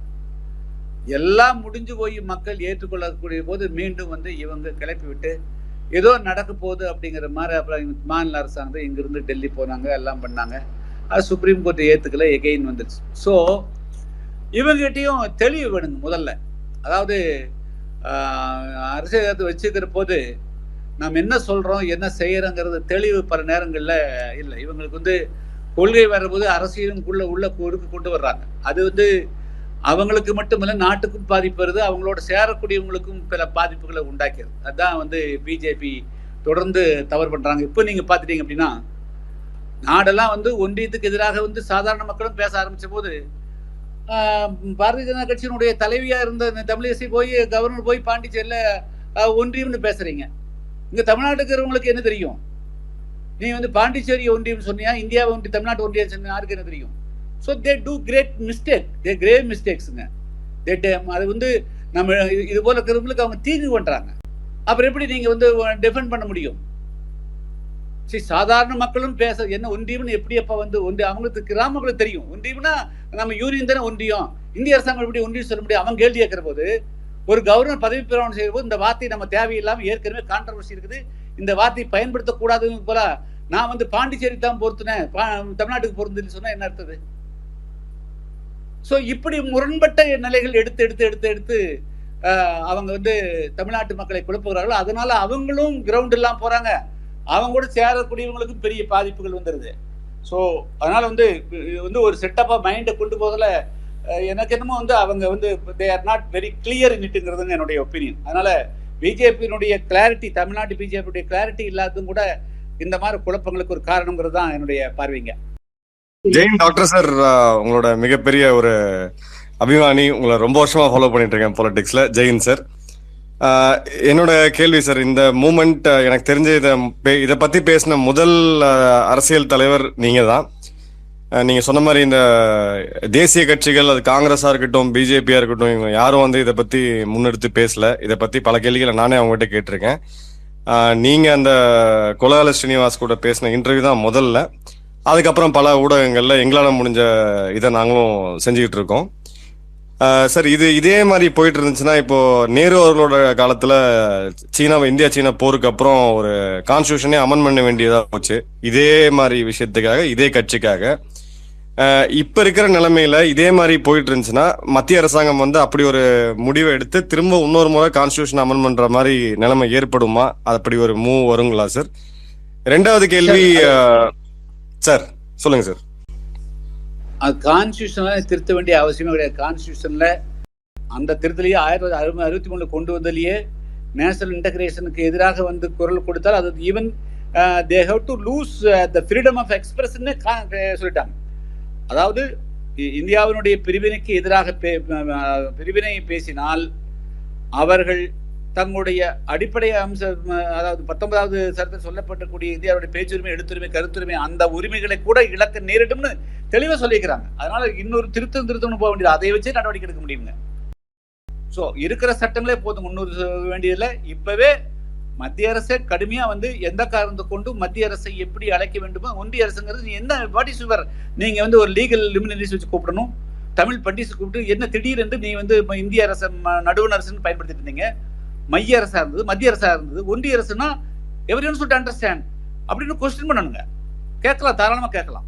மத்திய அரசாங்கம் மாநில அரசாங்கத்துக்கு நோட்டீஸ் அனுப்பலாம், ஹோம் மினிஸ்டர் தான் அனுப்பலாங்க. நீ இப்படிதான் அழைக்கணும் கூட சொல்லலாம். சரி, நான் கேட்குற தமிழ்நாடுன்னு இவங்க வந்து பேர் கொடுத்துட்டாங்க, Tamil Nadu government state of Tamil Nadu கொடுத்துட்டாங்க. இஷ்டம் போல வந்து தமிழ்நாடு இல்லாம வேற பேர் மத்திய அரசாங்கம் அழைச்சா ஒத்துக்குவாங்களா?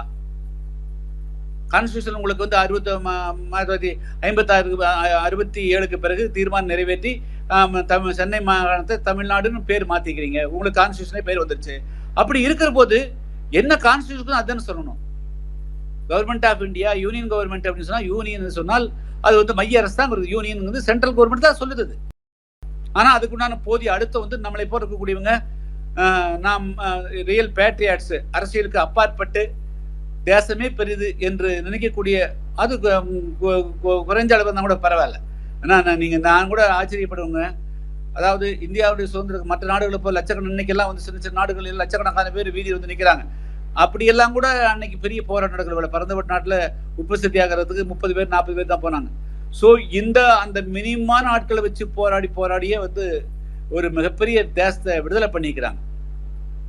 ஸோ இப்பொழுதும் கூட தமிழ்நாட்டில் இந்த எழும்பக்கூடிய, இந்த தேசத்துக்கு எதிராக எழும்பக்கூடிய இந்த பிரிவினை கோஷத்தை வந்து தடுக்கிறதுக்கு நாம் ஒரு ஹேண்ட்ஃபுல் ஆஃப் பர்சன்ஸ் உண்மையிலேயே தேசத்தின் மீது, தேச ஒற்றை மீது பற்று கொண்டிருக்கக்கூடிய ஒரு 1000 பேர் 2000 பேர் 5000 பேர் நம்ம ஒன்றிணைந்தாலே அதே பெரிய விஷயங்க. அது மட்டும் போதும், இவங்களை வந்து நம்ம காரணம் பண்ணிடலாங்க. டாக்டர் சார் வணக்கம். ரொம்ப நல்ல ஒரு ஸ்பீச் கொடுத்தீங்க சார். ரொம்ப ரொம்ப மகிழ்ச்சியா இருந்தது அதை கேட்கறதுக்கே. சார் என்கிட்ட இருக்கிறது ஒரே ஒரு சிம்பிளான கேள்விதான் சார். இப்போ வந்து எந்த மாநிலத்துல எந்த கட்சி வந்தாலுமே அவங்க முதல்ல கை வைக்கிறதுன்னு பாத்தீங்கன்னாக்க அந்த மாநிலத்துல இருக்கிற டெக்ஸ்ட் புக், பிள்ளைங்களுக்கு தர இந்த கல்வி திட்டத்தில் தான் அவங்க வந்து கை வைப்பாங்க. அது அவங்களுக்கு ஏற்ற மாதிரி அவங்களுடைய அஜெண்டா என்னவோ அதுக்கேற்ற மாதிரி அதை மாத்திப்பாங்க. இப்போ அதே மாதிரி பாத்தீங்கன்னாக்கா இப்போ திமுக அந்த கொஞ்ச நாள்ல செய்ய ஆரம்பிக்கும். அது செய்ய மாட்டாங்கலாம் சொல்லவே முடியாது. ஏற்கனவே வந்து கடவுள் வாழ்த்து பாடலாம் தூக்கிட்டாங்க. போன தடவை அதிமுக ஆட்சியில் இருக்கும் போதே வந்து நீக்கிட்டாங்கன்னு நினைக்கிறேன். ஸோ அந்த மாதிரி வந்து இப்பேற்பட்ட ஒரு காலகட்டத்துல நாம எப்படி நம்மளுடைய இந்த தேசியவாத சிந்தனையை எப்படி நம்மளுடைய இளைய தலைமுறைக்கு நம்ம எப்படி கொண்டு போக முடியும்னு நினைக்கிறீங்க சார்? இவங்க இன்னும் புதுசா ஒரு கொடுக்கல. அதாவது இந்தியன் கான்ஸ்டியூஷன் படியே 1956 53 ஸ்டார்ட் பண்ணி பல மாநிலங்களை, மொழிவாரி மாநிலங்களே இந்திய அரசாங்கமே கான்ஸ்டியூஷன் படியே கொடுக்குது. எல்லா மாநிலங்களுடைய டெவலப்மெண்ட்டுக்கும் ஃபண்ட்ஸும் கொடுக்குறாங்க. அந்த டெவலப்மெண்ட்டை இந்த மாநிலங்கள் முறையா பயன்படுத்தாம இவர்களுடைய ஊழலின் காரணமாக அந்த மாநில மக்கள் மிகப்பெரிய அளவுக்கு பாதிக்கப்படுறாங்க. இவங்களுடைய தவறுகளை மூடி மறைப்பதற்காக இவர்கள் வந்து மத்திய அரசுக்கு எதிரான சிந்தனைகளை தூண்டி விடுகிறார்கள். அதை நாம அம்பலப்படுத்தணும். அதுக்குண்டான செட்டப் வந்து ரொம்ப குறைவா இருக்குதுங்க. இவங்க எதையெல்லாம் பயன்படுத்தி மத்திய அரசாங்கத்துக்கு எதிராக கிளப்பி விடுகிறார்களோ அதுக்கு பதில் சொல்ற அளவுக்கு இங்க வந்து மெஷினரி ஸ்ட்ராங் இல்லைங்க. சிம்பிள் சின்ன சின்ன விஷயங்களை மத்திய அரசுக்கு எதிராக அவங்க திருப்புறாங்க. அதுக்கு பதில் சொல்றதுக்கு யாருமே இல்லைங்க. அதுதான் பலகீனம்ங்க. அப்போ அவர்கள் செய்யக்கூடிய தவறுகளை இவர்கள் கண்டுகொள்ளாமல் விடக்கூடியதான் ஒட்டுமொத்த தேசத்துக்கே பல நேரங்களில் பாதிப்பு உண்டாகுது. இல்ல, மத்திய அரசாங்கம் வந்து நல்லது செஞ்சாலும் கூட அது வந்து மக்கள்கிட்ட போகாம இருக்கிறது என்ன, ஏன் போகாம இருக்குதுங்கிறது ஒரு பெரிய கேள்வி. இந்தியாவுடைய தேசத்தை வந்து பாதுகாத்து கொடுக்குறாங்க, அதுவும் கூட போய் ரீச் ஆக மாட்டேங்குதே. 62 யார் வேணா ஆட்சி எடுத்துட்டு போட்டுங்க. 62 சீனாவோட சண்டை போட்டு, 65 பாகிஸ்தானோட சண்டை போட்டு, 71 பாகிஸ்தான் சண்டை போட்டு, கார்கில்ல சண்டை போட்டு, எல்லாம் போட்டு இந்திய தேசத்தினுடைய இன்டெகிரிட்டி, அதனால தான் நீங்க இந்தியனா இருக்க முடியுது. இல்லைன்னா இந்தியனா எப்படி இருப்பீங்க? ஸோ இதையெல்லாம் கொண்டு சேர்க்கறதுக்கு ஒரு குறை இருக்கிறத நான் பார்க்குறேங்க. அது நம்ம அடுத்த டாபிக்ல பேசுவோங்க. டாக்டர் சார் வணக்கம். உங்கள் மேலே ஒரு பெரிய மதிப்பு இருக்குது. இப்போ கொஞ்சம் ரீசெண்ட் டேஸில் நான் உங்களை ஃபாலோ பண்ணிகிட்ருக்கேன். முதல்ல அந்த ஒன்றியம் சர்ச்சை வந்தப்போவே நீங்கள் தான் ஃபஸ்ட்டு ஒரு ட்விட்டர்லேயே நீங்கள் கருத்து தெரிவிச்சிங்க. அப்புறம் ஸ்பேஸ்லேயும் வந்து நீங்கள் ஒரு கருத்து சொன்னீங்க. நீங்கள் அன்றைக்கி என்ன சொன்னீங்கன்னா, இவங்க வந்து அந்த காமராஜரோட ஒரு எக்ஸாம்பிள் கொடுத்தீங்க. ஸோ அந்த இவங்க வந்து அந்த ஒரு பொறுப்போட ஒரு மேன்மையை குறைக்கிறதுக்காக ஊராட்சி ஒன்றியம் அப்படிங்கிற மாதிரி சொல்றாங்க அப்படின்னு சொல்லிட்டு, அன்னைக்கு இதே சர்ச்சை வந்து சட்டசபையில வந்தப்போ பொன்முடி அன்னைக்கு சாயந்தரம் வந்து டிவியில வந்து நீங்க சொன்ன அதே கருத்தை சொன்னார். அது வந்து இட் இஸ் ஜஸ்ட் லைக் ஒரு ஊராட்சி ஒன்றியங்கள் மாதிரி ஒரு ஒன்றியம் தான் இந்தியா அப்படிங்கிற மாதிரி ஒரு கருத்தை வச்சார். ஸோ இன்னொரு பாயிண்ட் நான் உங்களுக்கு என்ன அப்டேட் பண்ணணும்னு நினைக்கிறேன்னா, அன்னைக்கு ஒரே நாளில் பார்த்தீங்கன்னா முதல்வர் ஸ்டாலின், அப்புறம் அமைச்சர் பொன்முடி, அப்புறம் திமுக பேச்சாளர் கான்ஸ்டன்டைன், இவங்க 3 பேருமே ஒரு மாதிரியான பிரிவினைவாத கருத்துக்களை எடுத்து வச்சாங்க. அதில் கான்ஸ்டன்டைன் அவர் பேசினது வந்து ரொம்ப ரொம்ப தீவிரமான பிரிவினைவாத கருத்துக்கள் இருந்தது. அதுக்காக நம்ம தேசியவாதிகள் குறைந்தபட்சம் ஒரு 100 பேராவது பிரதமர் அலுவலகத்துக்கு நம்ம அதை ஆதாரப்பூர்வமாக எழுதியிருக்கோம். அவங்களோட வீடியோ பதிவுகளையும் இணைச்சு நம்ம தேசியவாதிகள் பக்கத்துலேருந்து அனுப்பியிருக்கோம். இது ஜஸ்ட் உங்களுக்கு ஒரு அப்டேட் கொடுக்கலான்னு தான் நான் ஸ்பீக்கர் வந்தேன் சார். எனக்கு கேள்விகள் எதுவும் இல்லை. வாய்ப்புக்கு நன்றி. இப்போ நம்ம குயிக்கா வந்துங்க, ஒரு நாம் வந்து ஒரு அமைப்பா எமர்ஜ் ஆயிட்டோம்னா அதன் மூலமாக வந்து ரெப்ரசன்ட் பண்றது, அது மூலம் கருத்துக்கள் சொல்றது, அதை வந்து ஒரு அக்ரெசிவ் கவுண்டர் பண்ற போது ஆட்டோமேட்டிக்கா அது டவுன் ஆகுங்க. அது வந்து மக்கள் வந்து அப்போ முடிவெடுத்துருவாங்க. இப்போ நீங்க 100 பேர் கொண்ட அமைப்பா ரெப்ரசன்ட் பண்ணிக்கிறீங்களா? நம்ம சமூக வலைத்தளம் வழியா அன்னைக்கு ஈவினிங் நம்ம ஒரு அனௌன்ஸ்மெண்ட் கொடுத்தோம், இந்த மாதிரி ஒரு ஸ்பேஸ் போட்டு. அடுத்த நாள் நம்ம வந்து பிரதமர் அலுவலகம் இல்லைன்னா நம்ம பிரசிடென்ட் ஆஃபீஸ்க்கு எப்படி எழுதுறது அப்படிங்கிற வழிமுறையை கண்டுபிடிச்சிட்டு நம்ம சொல்றோம்னு சொல்லிட்டு, அதுக்கு அடுத்த நாளே நம்ம அதுக்கான ப்ரொசீஜரோட நம்ம ஒரு பதிவு பண்ணியிருந்தோம். அதை நம்ம வலதுசாரிகள்னு இல்லை, கட்சி சார்பு இல்லாமல் தேசியவாதிகள் எல்லாருமே அதில் கலந்துக்கிட்டாங்க.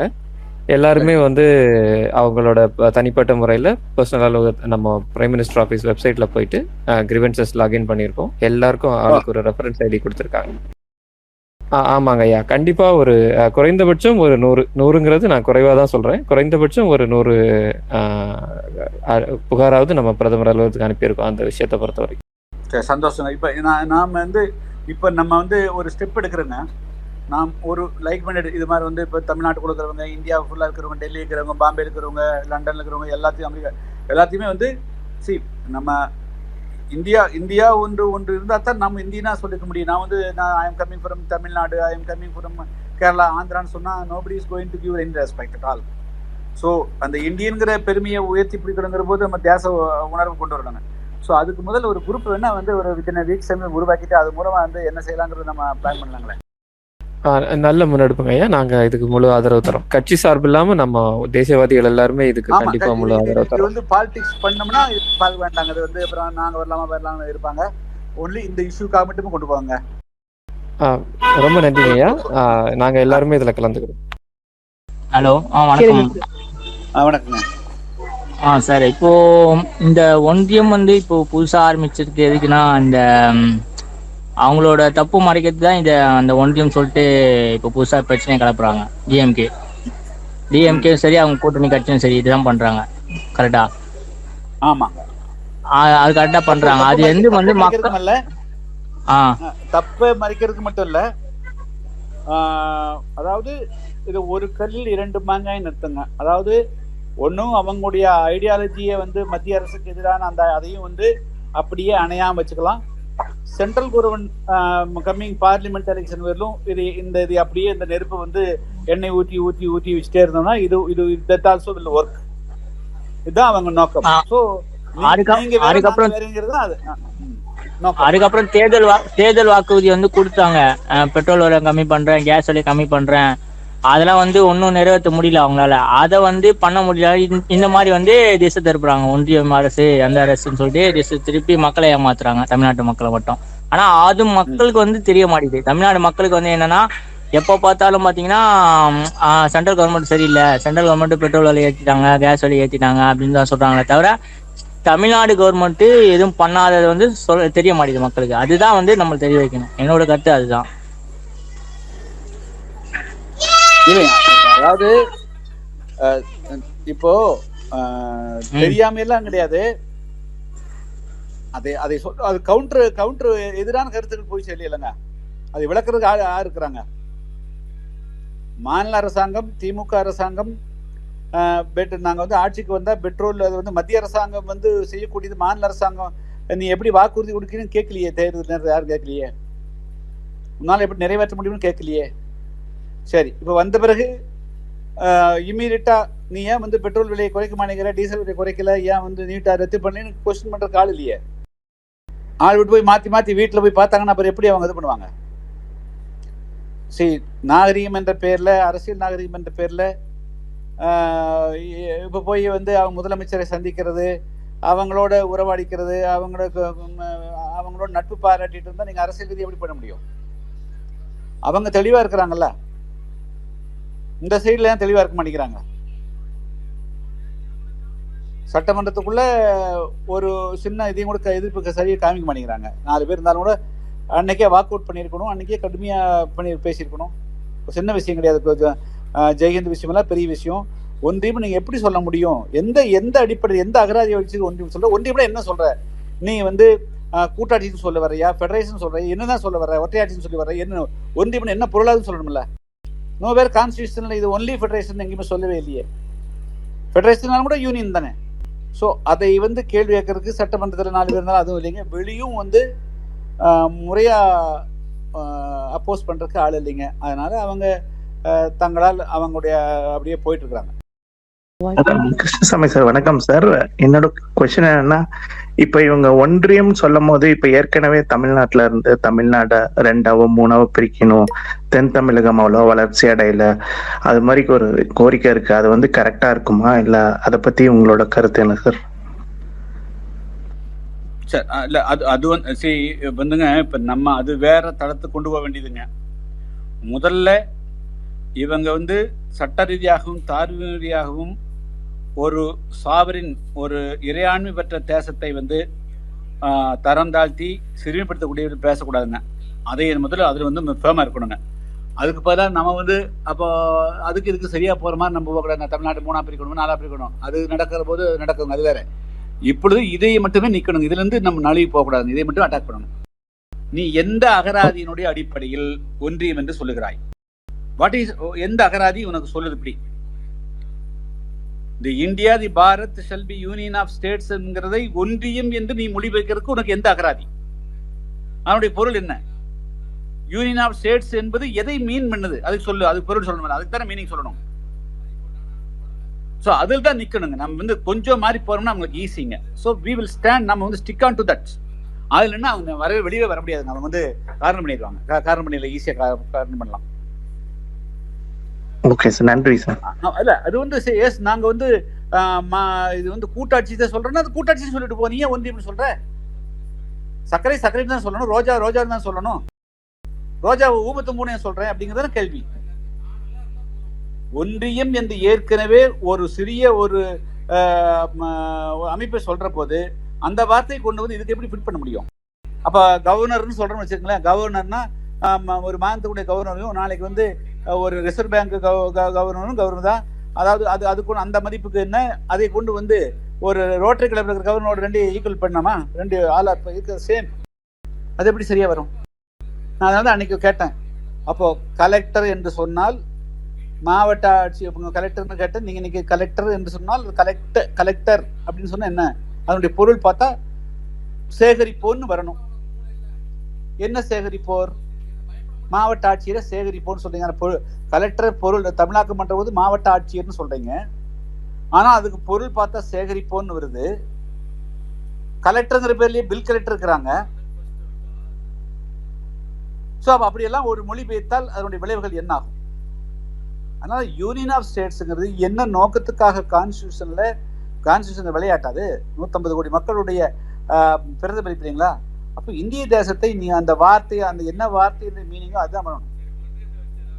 நீங்க ஹைகோர்ட்ல போய் வந்து ஒரு ஜட்ஜை வந்து சார்னு சொல்லணும், என்ன ஹானர் சார் சொல்லணும், என்ன சொல்லணும், அப்படிதான் அழைக்கணும்.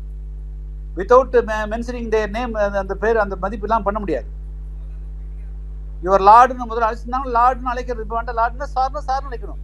Without mentioning lord or without mentioning sir, can any lawyer will be allowed to address இந்த கோர்ட்ஸ்? எடுத்தோன்னே சொல்லாம அலோவ் பண்ணா ஜட்ஜ் ஒத்துக்குவாங்களா? இந்திய தேசத்தை முதல்ல வந்து மாநில அரசாங்கம் இந்திய தேசத்தை மதிக்கிறதுக்கு கற்றுக்கணுங்க. இல்லைன்னா மத்திய அரசாங்கம் என்னங்கிறது மாநில அரசுக்கு போட்டணுங்க. அதை செய்யாம இருக்கிறாங்க, அவ்வளவுதான். வாட் இஸ் அவர் சென்ட்ரல் கவர்மெண்ட்டுங்கிறத இந்த ஸ்டாலின் அரசுக்கு வந்து இவங்க பாடம் சொல்லி கொடுக்க வேண்டும், இல்லை என்றால் பாடம் நடத்த வேண்டும். ரெண்டுல ஏதோ ஒன்று பண்ணணும், அவ்வளவுதான். இந்திரா காந்தி எல்லாம் அந்த அம்மாவெல்லாம் அப்படிலாம் விட மாட்டாங்க. அவங்களாம் கரெக்டாக பண்ணிடுவாங்க. அவங்க வந்து பண்ணிக்கிறாங்கல்ல.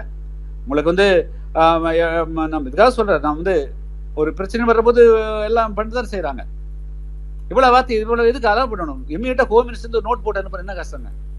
அட் எனி காஸ்ட் இந்தியாவுடைய டீக்ரேட் பண்ற மாதிரி நீ வந்து ஒன்றியம் பயன்படுத்தக்கூடாது. வேர் எவர் கம்ஸ் யூனியன் ஆஃப் இந்தியா தான் நீ பயன்படுத்தணும்னு சொல்ல வேண்டியது, சென்ட்ரல் கவர்மெண்ட் தான் பயன்படுத்தணும்னு சொல்ல வேண்டியதுங்க.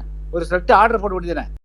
நீங்க கவர்மெண்ட் இந்திய கவர்மெண்ட் வரும்போது சென்ட்ரல் கவர்மெண்ட் அந்தது நீ வந்து மொழிபெயர்க்காத, சென்ட்ரல் கவர்மெண்ட்னே போடு.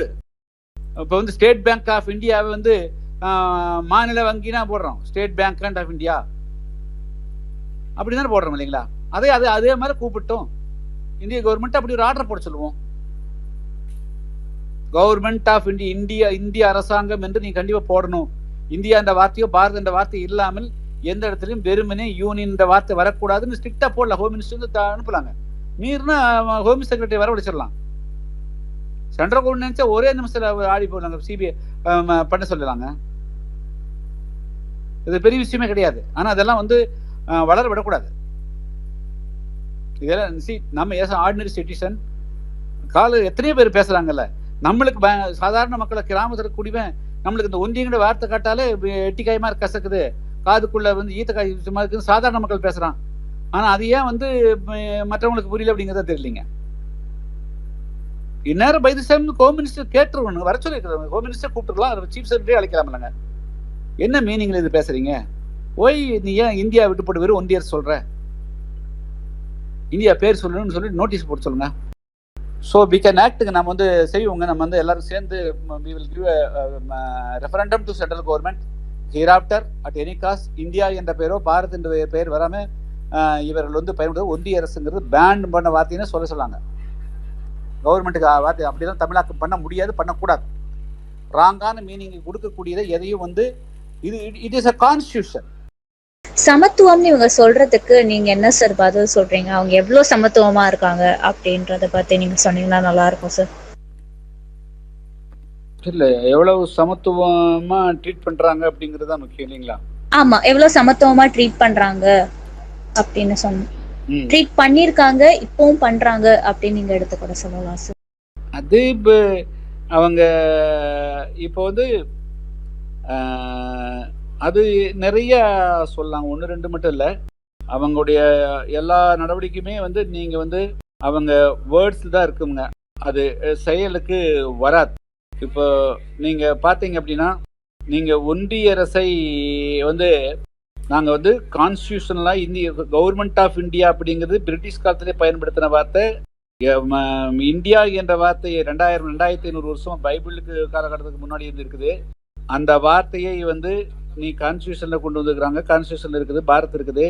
அதுக்கே வந்து இவங்க வந்து இவ்வளவு மனசுக்குள்ள காழ்ப்புணர்வோடு இருக்கிறாங்க. அதை போய் ஒன்றியம் என்று மொழிபெயர்க்கிறார்கள். நாங்க வந்து தேவேந்திரோட வேளாண் சமுதாயம் வந்து வேளாண்மை சமுதாயம். இந்த சமுதாயத்தை வந்து நீ வந்து ஷெட்யூல்டு காஸ்ட், தாழ்த்தப்பட்டவர்கள், ஹரிஜனங்கள், ஆதிராவிடர்கள் என்று நீ மனம் போல எல்லாம் மொழிபெயர்க்கிற. ஆக்சுவலா மத்திய அரசாங்கத்துல வந்து சோசியல் ஜஸ்டிஸ் மினிஸ்ட்ரி தான் இருக்குது.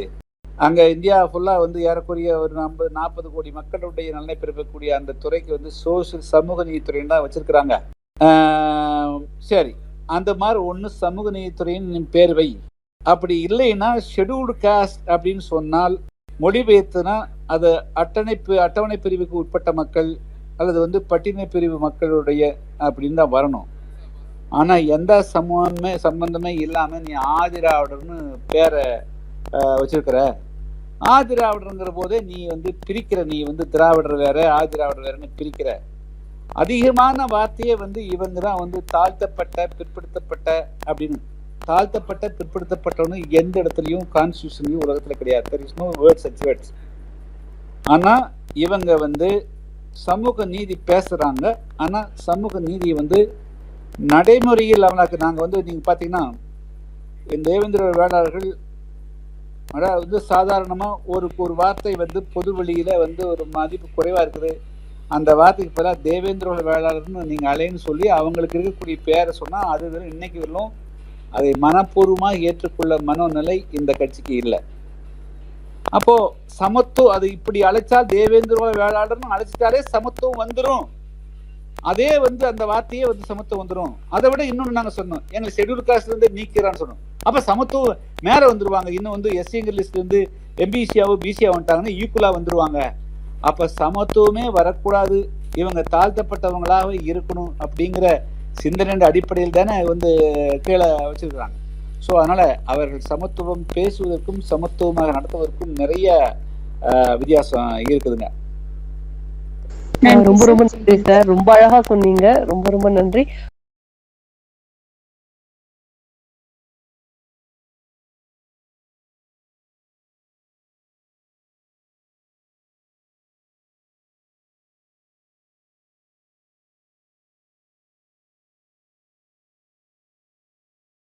ஐயா, ஃபர்ஸ்ட் கொஸ்டின் என்ன அப்படின்னா, இப்போ ஒன்றியம் அப்படின்னு யூஸ் பண்ணிட்டாங்க and it is already being recorded in the assembly record இல்லையா? அதாவது சட்டசபையோட அவை அதை ஆல்ரெடி இது பண்ணிட்டாங்க. இப்போ அதை ஃபர்ஸ்ட் ரிமூவ் பண்ணியே ஆகணும். இதுக்கு ஏதாவது வழிமுறைகள் இருக்கு? அது யார் ஆக்ஷன் எடுக்கணும்? ஆஸ் காமன் சிட்டி நீங்க பார்ட்டி, இப்போ நீங்க சொன்ன மாதிரி leave party, all the parties, MLA etcetera etcetera அவங்க எல்லாத்தையுமே விட்டா நம்ம சைட்ல இருந்து ஏதாவது ஆக்ஷன்ஸ் எடுக்க முடியும்? Because going for after 30 years or 50 years maybe the next generation people will find out on so and so date this word was used by so and so person அப்படின்னு வரும். ஸோ அதுக்கு இடம் கொடுக்காம இருக்கிறதுக்கு இதை remove பண்ணணும். இதுக்கு நம்ம ஆஸ் எ காமன் பர்சனா நம்மளால ஏதாவது பண்ண முடியுமா? ஒண்ணு, இதுதான் என்னோட முதல் கேள்வி. ரெண்டாவது முடிச்சிட இதோட முடியுது. ரெண்டாவது கேள்வி என்ன அப்படின்னா, இப்ப ரீசெண்டா பாண்டிச்சேரியில ஓத்து எடுக்கிறப்ப அவங்க சொல்ற எக்ஸாம்பிள், பாண்டிச்சேரியே பாருங்க ஒன்றியம் தான் சொல்லியிருக்காங்க அப்படின்னு. But as per my opinion, என்னோட சின்ன நாலேஜுக்கு Pondicherry is a union territory of India which is not even considered as a state. So அதனால அங்க அவங்க ப்ரொனவுன்ஸ் பண்ணது கரெக்ட்னு எனக்கு தெரியல. எனக்கு அது கரெக்டான, ஏன்னா அது நீங்க கொஞ்சம் விளக்கமா சொன்னீங்கன்னா கரெக்டா இருக்கும். இந்த ரெண்டு கேள்வி இல்லைங்க, அதாவது நான் தான் சொல்லிட்டேன், யூனியன் என்பது தமிழாக்கும் ஒன்றியம் அல்ல. அந்த ஒன்றியம் வேற, இந்த ஒன்றியம் வேற. அந்த ஒன்றியம் வேறு, இந்த ஒன்றியம் வேறு. யூனியன் என்பது it denotes union government, it denotes only the government of central government of India. இந்திய அரசாங்கத்தினுடைய ஒரு ஆளுமைக்குட்பட்ட பகுதிங்கிறது தான் அதுங்க யூனியன் டெரிட்டரி. மைய அரசாங்கத்தினுடைய நேரடி ஆட்சியின் இருக்கக்கூடிய ஒரு பகுதிங்கிறது அதனுடைய பொருள். அது அவங்க ஒன்றியம் என்று தமிழிசை பயன்படுத்தியது மிகப்பெரிய தவறுனது, வரலாற்று பிழை. ஒருத்தருக்கு ஒரு போன் தொண்டாயிடுச்சு, ஒரு டாக்டர் பிளேட் போடுறாங்க, நம்ம போய் இந்த பிளேட் ட்ரீட்மெண்ட் முடிஞ்ச பிறகு நீங்க 6 வாரம் கழிச்சு வாங்கன்னு பாக்குறாங்க. அந்த 2 போனும் பிளேட் போட்ட பிறகு நல்லா யூனியன் ஆயிடுச்சுன்னு சொன்னா 2 ஒன்றியம் ஆயிடுச்சுன்னு அர்த்தமா? That is 2 சங்கம் ஆயிடுச்சுன்னு, that become united அர்த்தங்க. It is not separation. Am I correct? Correct sir, correct. உடைந்த 2 ஒன்றா யூனியன், அது யூனியன் ஆயிடுச்சான்னு கேட்டா it is merged. 2 separate things become one. Yeah. இல்லீங்களா? ஆமா ஆமா ஆமா. 2 separate, அதாவது ஒரு போன் இருக்குது, கையெலும்போ காலெலும்போ 2 துண்டான ஒன்று, 2ம் ஒன்றானால் ஒரே 2 யுனைட் ஆனால் அதுக்கு பேரு 2 ஒன்னு ஆயிரணும். Then will it be called union. Separate and that is not union. இவங்க செப்பரேட்டா இருக்கிறத யூனியன் சொல்றான். கவர்மெண்ட் ஆஃப் அதாவது நாம் சொல்லக்கூடிய இந்த யூனியன் என்ற வார்த்தை it is not a political structure. இது அரசியல் அதிகாரத்தை சொல்லக்கூடியது அல்ல. It is a geographical structure. பூகோள ரீதியான ஒன்றிணைந்த பகுதியை மட்டுமே யூனியன் என்று குறிக்கிறதே தவிர அந்த இந்தியாவின் மீது கட்டமைக்கப்பட்டிருக்கக்கூடிய பார்லிமெண்ட்டையோ சட்டசபையோ ரிபப்ளிக்கையோ குறிக்கக்கூடிய வார்த்தை அல்ல. த இந்தியா இஸ் ஒன்று என்பதைத்தான் யூனியன் என்று சொல்லுகிறோம். அதைத்தான் த பிரிட்டிஷ் இந்தியா என்ற பிரிட்டிஷ் கீழ் இருந்த இந்தியா, அதாவது provinces, the rest of principal states, மீது மற்றவருடைய போர்ச்சுகல் பிரெஞ்சு எல்லாரும் சேர்ந்து ஒரு become one union. There is no separate entity at all.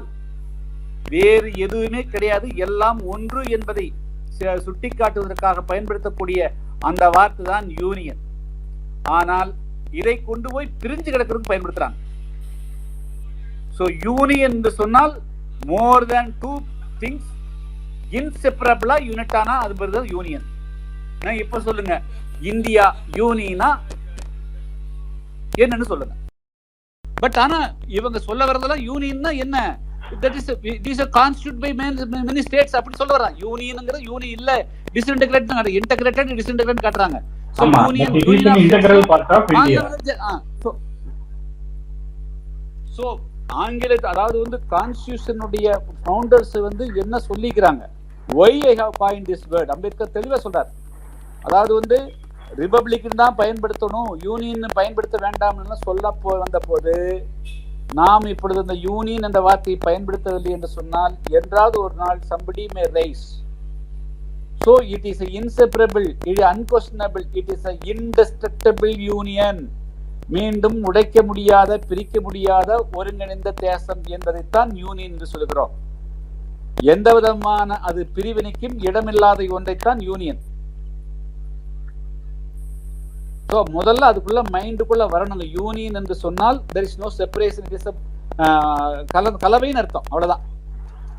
Amalgamation இன்னும் பார்த்தா அமல்கமேஷன். யூனியனுக்கு வந்து ஃபியூஷன் சொல்லலாங்க, அமல்கமேஷன் சொல்லலாம். இதெல்லாமே ஒரே வார்த்தை தான். அது மாநிலங்கள் தனி, மாநிலங்கள் எல்லாம் ஒன்று சேர்ந்து யூனியன் கூப்பிட்டுக்கிறோம். ஸோ யூனியனா காட்டல, யுனைடடா காட்டல, அவங்க தப்பா கொண்டு போறாங்க, நேர ஆப்போசிட்டா கொண்டு போறாங்க. ஸோ அந்த வகையில தமிழிசை பயன்படுத்துறது தவறானது. அப்படின்னா she has not understood the constitution itself ன்னு அர்த்தம். இது உங்களை பல வருஷமா வந்து ஃபாலோ பண்ணிட்டு இருக்கேன். நான் வந்து ஒரு 30 வருஷமா வந்து BJP follower plus BJP Hindu முன்னணியோட ஒரு தொண்டன் வச்சுக்கீங்களேன். எனக்கு ஒரு முக்கியமான ஒரு கேள்வி என்னன்னா, எனக்கு இன்னமும் புலப்படாத ஒரு விஷயம், உங்களுக்கும் விடுதலை சிறுத்தைக்கும் என்ன வித்தியாசம்? நீங்க மட்டும் தனித்துவத்துடன் தேசியத்தை ஆதரிச்சுட்டு இருக்கீங்க, அவங்களுக்கும் உங்களுக்கும் என்ன வித்தியாசம்? அவரு டோட்டலா எகென்ஸ்ட் தேசியம், நீங்க வந்து ஒரு தேசியத்தை ஆதரிச்சுட்டு இருக்கீங்க. ஒரு பொதுவான இதை சொன்னாக்கா அந்த தாழ்த்தப்பட்ட கட்சிகள் ஜாதி அப்படிங்கிற ஒரு இதுல போர்வையில போனாக்க டிஃபால்ட்டா என்னன்னாக்கா எகென்ஸ்ட் நேஷனலிஸ்ட் அப்படின்ட்டு ஒரு இதை வந்து எடுத்துக்கிறாங்க இப்ப. ஆனா வந்து என்னோட ஒரு ரிசர்ச் இதுபடி பார்த்தா ஹிந்து மதத்தை வந்து இன்னைக்கு வந்து மேலோங்கி தமிழ்நாட்டுல வந்து மேலோங்கி முன்னிறுத்தி கொண்டு போறது எல்லாமே வந்து தாழ்த்தப்பட்ட இனம் அப்படின்னு சொல்லிட்டு இருக்க ஒரு மக்கள் தான் இன்னைக்கு வந்து தமிழ்நாட்டுல வந்து இந்து மதத்தை வந்து முன்னோக்கி கொண்டு போயிட்டு இருக்காங்க. இதுல எனக்கு வந்து புலப்பட வேண்டிய ஒரு விஷயம், எனக்கு வந்து தெளிவுபடுத்திக்கிட்டேன்னா நல்ல ஒரு இது இருக்கும். உங்களுக்கும் விடுதலை சிறுத்தைக்கும் எப்படி மாறுபடுறீங்க, எப்படி நீங்க தேசியத்தை முன்னெடுத்து இவ்வளவு இதா வந்து ஒரு ஸ்ட்ராங்கா தைரியமா கொண்டு போறீங்க, இதுக்கு எனக்கு விளக்கம் சொன்னீங்கன்னா ரொம்ப நல்லா இருக்கும். இல்ல நீங்க அவங்களோட ஒப்பிட்டு எங்களை கேக்குறீங்க, என்ன காரணம்? இல்ல there are so many political parties in India. இல்ல நான் ஏன் கேக்குறேன் அப்படின்னா, political parties in Tamil Nadu. இல்ல சார், நான் வந்து why should நான் ஏன் கேக்குறேன்னாக்கா வந்து எல்லாருமே வந்து எனக்கு வந்து ஒரு சரியான இது தெரியல, தாழ்த்தப்பட்ட ஜாதின்னு சொல்றாங்க. நீங்க ஆனா வந்து அதை வந்து ஒத்துக்கல இருந்தது, அது எனக்கு நல்லா தெரியும். இவங்க வந்து நான் வந்து தாழ்த்தப்பட்ட ஜாதியா தான் நான் என்ன சொல்லுவேன், பல்லன் பறையன் அப்படிங்கிற வகையில தான் சொல்லுவேன் அப்படின்ட்டு ஒரு போறாங்க. அந்த ஒரு புரிதலுக்காக தான் நான் கேட்கிறேன், நான் மற்றபடி வேற எதுவும் எனக்கு கிடையாது. அமைப்புக்கும் தலைவர்களுக்கும் ஒவ்வொரு விஷயத்தை எப்படி பார்க்கிறார்கள் அப்படிங்கிறது இருக்குங்க. புதிய தமிழகம் கட்சி எப்படி பார்த்திருக்குதுங்கிறது அது ஒரு வரலாறு. அந்த வகையில் நாங்கள் வந்து எங்களுடைய பாதையை நாங்கள் வந்து தெளிவாக நான் வந்து 1995 தான் முதல்ல லைம் லைட் வர்றோம். அது வரலும் நாங்கள் வந்து பெரிய அளவுக்கு வெளிச்சத்துக்கு வராமல் ஃபைட் பண்ணுறோம். கொடியங்குளம் நிகழ்ச்சி அப்போ சம்பவம் பெரிய அளவுக்கு நடக்குது. அப்போ வந்து ஜெயலலிதாவுடைய ஆட்சி நடந்தது.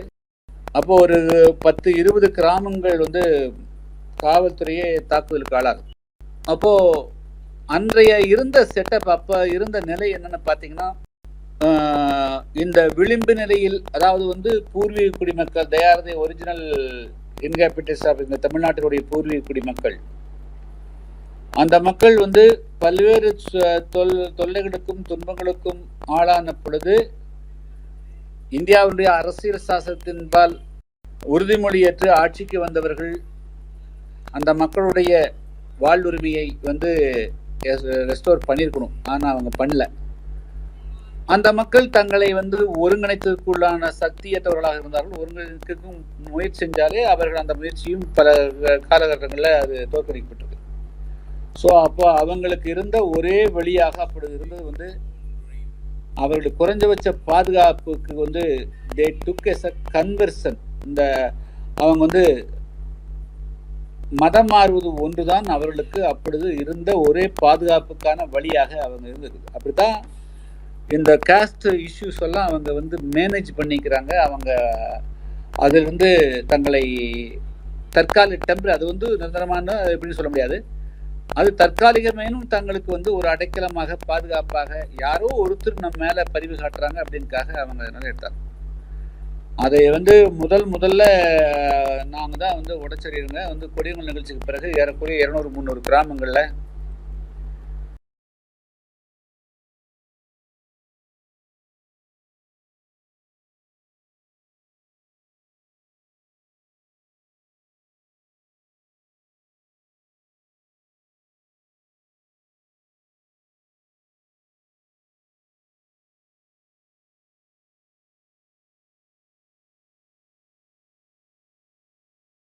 மதம் மாறுவதற்காக எடுத்த முயற்சியை வந்து தடுத்து, அது வந்து தவறானது. நமக்கு வந்து நம்மளுக்கு வந்து பூர்வீகமான அடையாளம் இருக்குது, மதிப்பு இருக்குது, மரியாதை இருக்குது. we have the rights. நம்முடைய பூர்வீகமான அடையாளத்தை மீட்டெடுப்பதற்கு பதிலாக, அதுக்கு போராடுவதற்கு பதிலாக, அதுக்காக ரத்தம் சிந்தினாலும் கூட பரவாயில்லை, ஆனால் நம்முடைய பூர்வீக அடையாளத்தை விட்டுவிட்டு இன்னொரு அடையாளத்துக்குள் நம்மை வந்து கரைச்சக்கூடாது அப்படின்னுக்காக நாம் ஒரு லைன் எடுத்து அப்போ வந்து இந்த சமுதாயத்தை வந்து அன்னைக்கு வந்து வேறு வேறு பெயரில் அழைக்கப்பட்ட சமுதாயத்தை வந்து இன்னைக்கு தேவேந்திர குல வேளாளர்னு ஒற்றை அடையாளத்தில் அடையாளப்படுத்த முடியுதுன்னா இட் இஸ் 30 வருஷம் 40 வருஷம் எடுத்த போராட்டத்தினுடைய ஸ்ட்ரகிள். ஸோ அதே போல் இன்னைக்கு வந்து இன்னும் கொஞ்ச நாள் நாங்கள் போராடி இந்த சமுதாயத்தின் மேல இருந்த அந்த தீண்டாமை என்ற அழுத்தோ அல்லது இந்த சமுதாயம் பட்ட கஷ்டங்களோ அது இல்லாமல் கொண்டு வர முடியும். ஸோ எங்களுடைய பாதை அப்படிங்கிறது இந்த மண்ணிலிருந்தும் இந்த மக்களுடைய வாழ்வாதாரத்தை வந்து இந்த மக்களுடைய பண்பாடு கலாச்சாரத்தை அதை அப்படியே இந்த மக்களுக்குள்ளேயே இருக்குது. இந்த மக்களுக்கு புதுசாக ஒரு பெரிய இந்து உணர்வுங்கிறத நான் வெளியிருந்து கொண்டு வரல. அவங்களுக்கு இருக்கக்கூடிய உணர்வை நான் வந்து இக்னைட் பண்ணுறேன், அவ்வளோதான். எப்பவுமே அந்த இக்னைட் பண்ணி அதை வச்சு அது அந்த மக்களை அதுலேருந்து மேலே கொண்டு வர்றோம். அந்த மக்கள் யூனிட்டி உண்டாக்குறோம். அவங்களுடைய செல்ஃப் கான்ஃபிடன்ஸ், தன்னம்பிக்கையை, சுயமரியாதையை எல்லாமே வந்து அவங்களுக்கு உள்ள இருக்கக்கூடியதை அடையாளம் கண்டு இப்போ வந்து பெட்ரோல் வந்து சந்திரமண்டலத்துலேருந்து வரதில்லை, பெட்ரோல் கீழே இருக்குதுங்கிறத 100 வருஷமாக தான் கண்டுபிடிச்சாங்க. ஸோ அது மாதிரி தங்கம் இருக்கிறத சில வருஷங்களுக்கு தான் கண்டுபிடிச்சிருப்பாங்க. இரும்பு இருக்கிறத அப்படித்தான், நிலக்கரிக்கிறத அப்படித்தான். ஸோ அதுபோல் இந்த மக்களுக்குள் ஒளிந்து கிடந்த சக்தியை வந்து கண்டுபிடிச்சு அந்த மக்களை அந்த மக்களுடைய அடையாளத்தோடு வாழ வச்சிருக்கிறோம். அதுதான் எங்களுடைய பாதை. அது வந்து நாங்கள் அதில் வந்து வெற்றியும் அடைஞ்சிட்டு இருக்கிறோங்க. அதான் வந்து நிரந்தரமான சமத்துவத்தையும் சகோதரத்தையும் வளர்க்கும் அப்படிங்கிறது தான் நம்முடைய பாதை. இந்திய தேசத்தை விட்டுட்டு நம்ம சிந்திக்க முடியாது, தேசத்தினுடைய அடையாளத்தை விட்டு சிந்திக்க முடியாது. நம்முடைய பூர்வீக நம்முடைய அப்பா அம்மா தாத்தாவினுடைய வழிபாட்டு முறைகள் இருந்து சிந்திக்க முடியாது. அந்த சிந்தனையிலிருந்தே நம்மை வந்து மீட்டெடுக்க முடியுங்கிற அடிப்படையில் இன்னைக்கு கொண்டு வந்துட்டோம். நாங்க அதுல முன்னேறிட்டு இருக்கிறோம். ரொம்ப நன்றி சார். ஆக்சுவலி இப்ப வந்து இங்க வந்து ஒரு திருநெல்வேலி அந்த பக்கம் அந்த இதுல இருக்கீங்க, அந்த பெல்ட். இப்ப எப்படி தமிழ்நாடு முழுவதும் வந்து உண்மையிலே சொல்லணும்னா நான் ஏற்கனவே சொன்னதுதான், இந்த அடித்தட்டு மக்கள் அப்படின்ட்டு இருக்கவங்க தான் இன்னைக்கு வந்து ஹிந்து மதத்தை வந்து எல்லா இடத்துலயுமே வந்து கொண்டு போறாங்க. அதோட இதையே வந்து மாத்துறாங்கல்ல. நிறைய இப்ப பறை இசைன்னு சொன்னாக்கா அதை வந்து வேற ஒரு இதுக்கு தான் கொண்டு போகணும், வேற ஒரு நேரடி இந்து மதத்தோட இதுக்கு கொண்டு வரக்கூடாது, அதுக்கு அப்பாற்பட்ட விஷயம் இது, வேற ஒரு நாங்க இந்து மதத்துக்கு சொந்தமே கிடையாதுங்கிற மாதிரி எல்லாம் கொண்டு போறாங்கல்ல. இது மாதிரி விஷயத்த எப்படி நீங்க ஹேண்டில் பண்ண போறீங்க? இது வந்து நான் வந்து இது ஒரு மத முத்திரை எல்லாம் குத்துறதுக்கெல்லாம் நான் அதுக்குள்ள வரல. நான் வந்து ஒரு வழிபாடு அப்படிங்கிறது இந்த இந்த மண்ணுடைய மக்களுக்கு ஒரு வழிபாடு இருக்குது. அந்த வழிபாடுங்கிறது தான் நம்முடைய ட்ரெடிஷனல். அதுதான் வந்து that is what called Hindu culture, Hindu அதுன்னு நான் சொல்றேன். அது வந்து இந்து மதம் இன்னும் வந்து மற்ற மதங்கள் போல வந்து இன்ஸ்டிடியூஷனலைஸ் மதம் கிடையாதுங்க. வந்து இது வந்து ஒரு நிறுவனமாக்கப்பட்டது கிடையாது. இது வந்து ஒரு பிலீஃப், நம்பிக்கையினுடைய அடிப்படையில் இயங்கக்கூடியது. ஒருத்தர் கல்லை கும்பிடுவாங்க, ஒரு மரத்தை கும்பிடுவாங்க, ஒருத்தர் மட்டை கும்பிடுவாங்க, ஒருத்தர் சந்திரனை கும்பிடுவாங்க, ஒருத்தர் இந்திரனை கும்பிடுவாங்க, எல்லாம் கும்பிடுவாங்க. ஸோ இது வந்து ஒன்லி பிலீஃப், இது வந்து ஒரு ட்ரெடிஷன், ஒரு இது. ஆனால் அது இந்து மதம் என்று சொல்றதை விட இந்திய பாரம்பரிய வழிபாடு அப்படிங்கிறது தான் நான் கருதுறது. அந்த அடிப்படையில் எல்லாரும் எல்லா நாளும் கோயிலுக்கு போறதில்ல.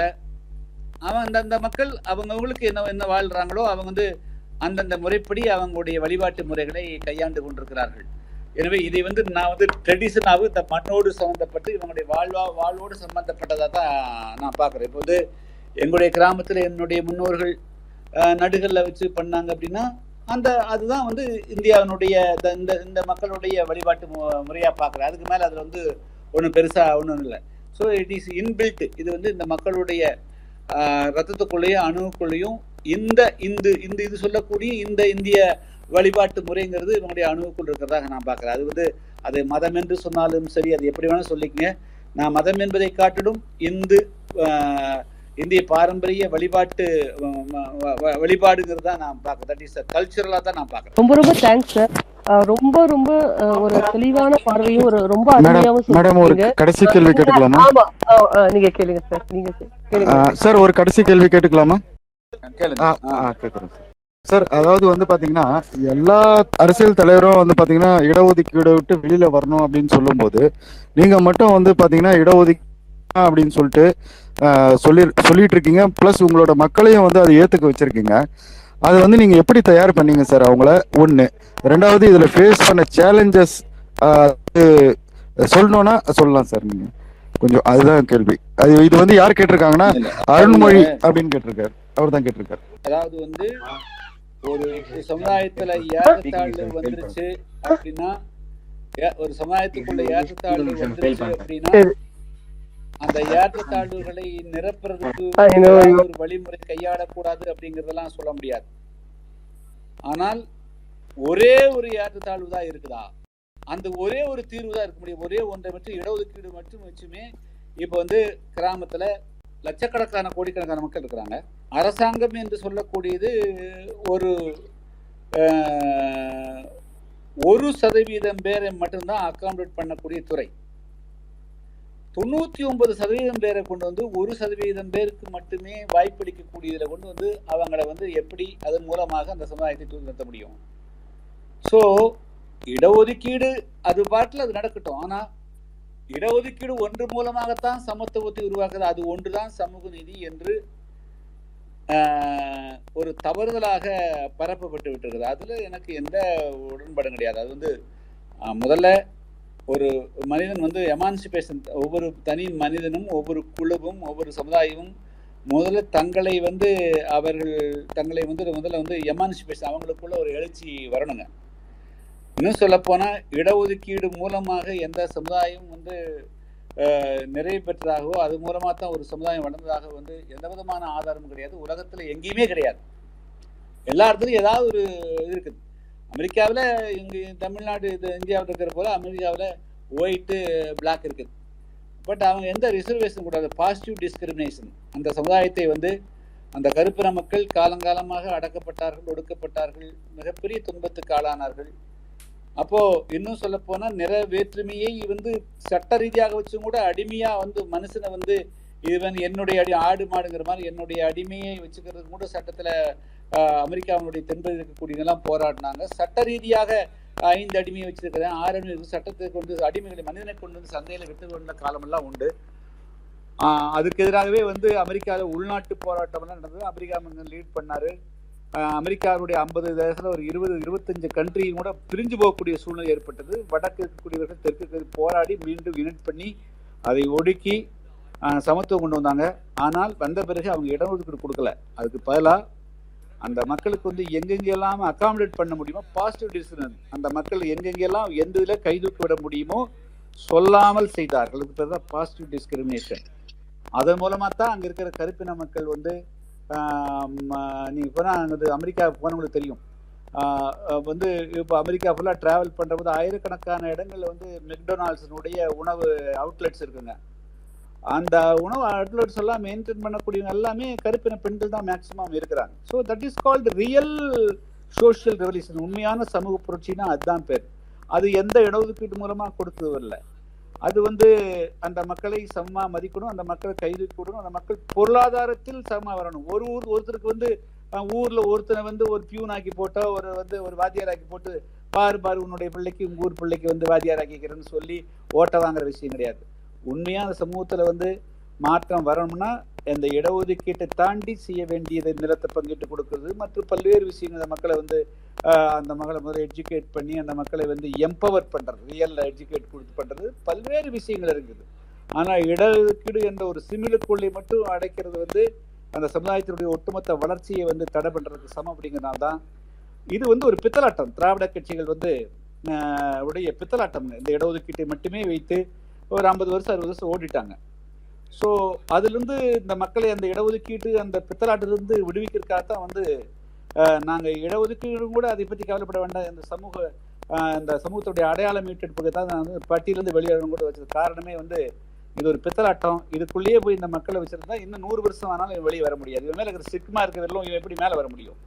ஸோ அதனால தான் வந்து அந்த பட்டியல் வெளியேறதெல்லாம் வச்சது. காரணமே வந்து இந்த இடஒதுக்கீடு ஒன்றை வைத்துக்கொண்டு இவங்க இந்த சமுதாயத்தை சமத்துவம் நடத்துறதுக்கு ரெடி இல்லை, அசமத்துவமாக அசிமெட்ரிக்கலாக அந்த சமுதாயத்தை வந்து இவங்களுக்கு வேணும், இவங்க ஓட்டு போகிற போது நான் தாழ்த்தப்பட்டவர்கள் மிக பிற்படுத்தப்பட்டவர்கள் அப்படின்னு இவங்க வந்து ஆரியம் பேசுகிறாங்க. உண்மையிலேயே இவங்க இந்த திராவிடம் தான் உண்மையான ஒரு புதிய மனுவை உருவாக்கி தமிழ்நாட்டில் வந்து பிற்பட்டவர் மிக பிற்பட்டவர் இன்னொரு பட்டவர் இதெல்லாம் இந்த கிரேடியன்ட்லாம் இருக்கிறதுக்கு காரணம் திராவிட கட்சிகளுடைய பித்தலாட்டமும் இவங்களுடைய தவறான இடஒதுக்கீடு சிந்தனையில் தான் காரணம். அதனால இந்த மக்களை வந்து நீங்க முதல்ல இந்த சிந்தனையிலிருந்து வெளியே வந்தா தான் நம்ம உயரவே முடியும்காக நான் ஒரு புதிய கருத்தை வச்சு அந்த மக்களை வந்து ஒன்றுபடுத்திட்டு இருக்கிறோங்க. ரொம்ப ரொம்ப